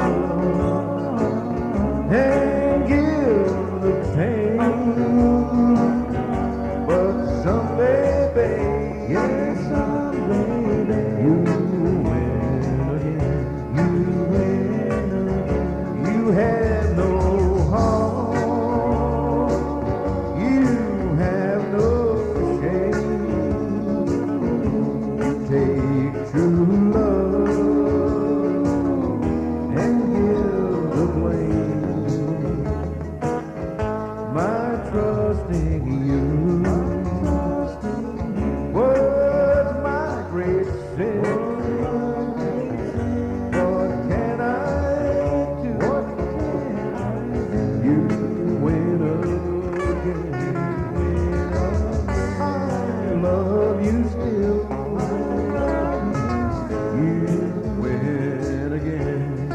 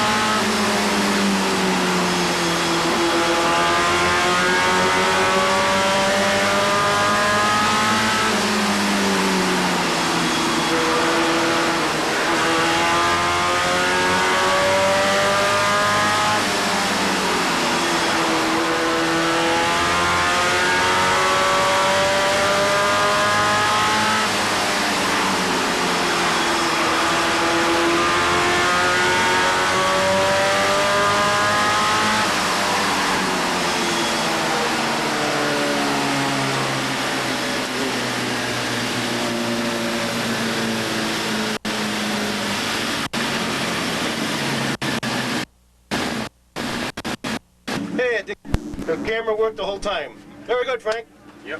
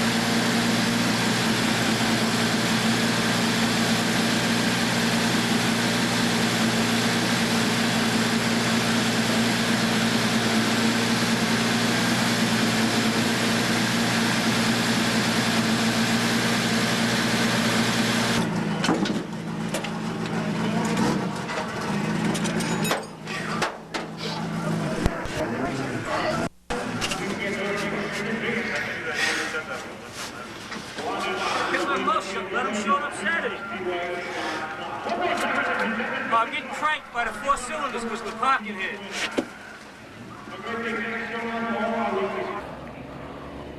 Well, I'd like to thank the good folks at Express Embroideries for giving us some great giveaways tonight. T-shirts to a lot of guys, gift certificates for 4 great companies that have come down and supported us here at the Seekonk Speedway.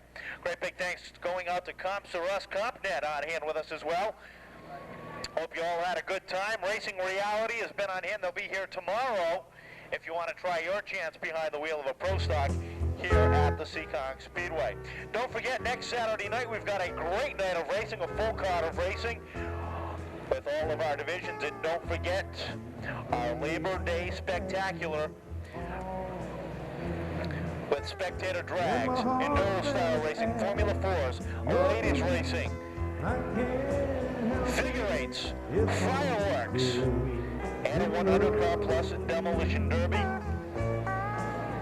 All next Sunday. Remember, parking will be prohibited on Route 6 on next Sunday, so if you're coming down to enjoy the show, why don't you come on in and enjoy the whole show from start to finish. That's next Sunday. Action starts at 5. You can get your tickets in advance by logging on to www.seekonkspeedway.com. One more time, ladies and gentlemen, Billy Clark, our Seekonk Sports Truck feature winner. A great big thanks going out to all our weekly supporters, of course, them being Silver Brothers Towing, Rose's Garage Response Ambulance Service, among the many. Of course, New England Dodge, Pepsi Cola, Coors Beer, all on hand with us in 1999. Sunoco Racing Fuels as well.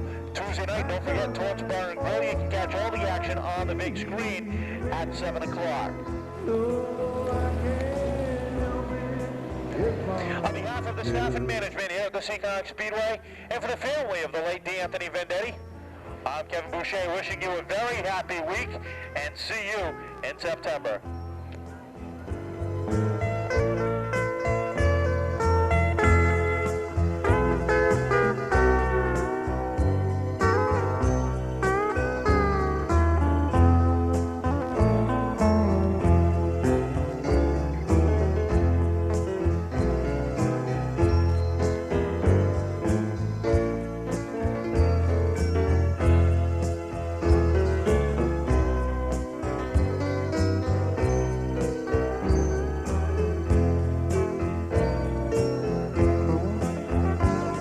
It's hard to know another's lips will kiss you and hold you just the way I used to do. Heaven only knows how much I miss you. No, I can't help it if I'm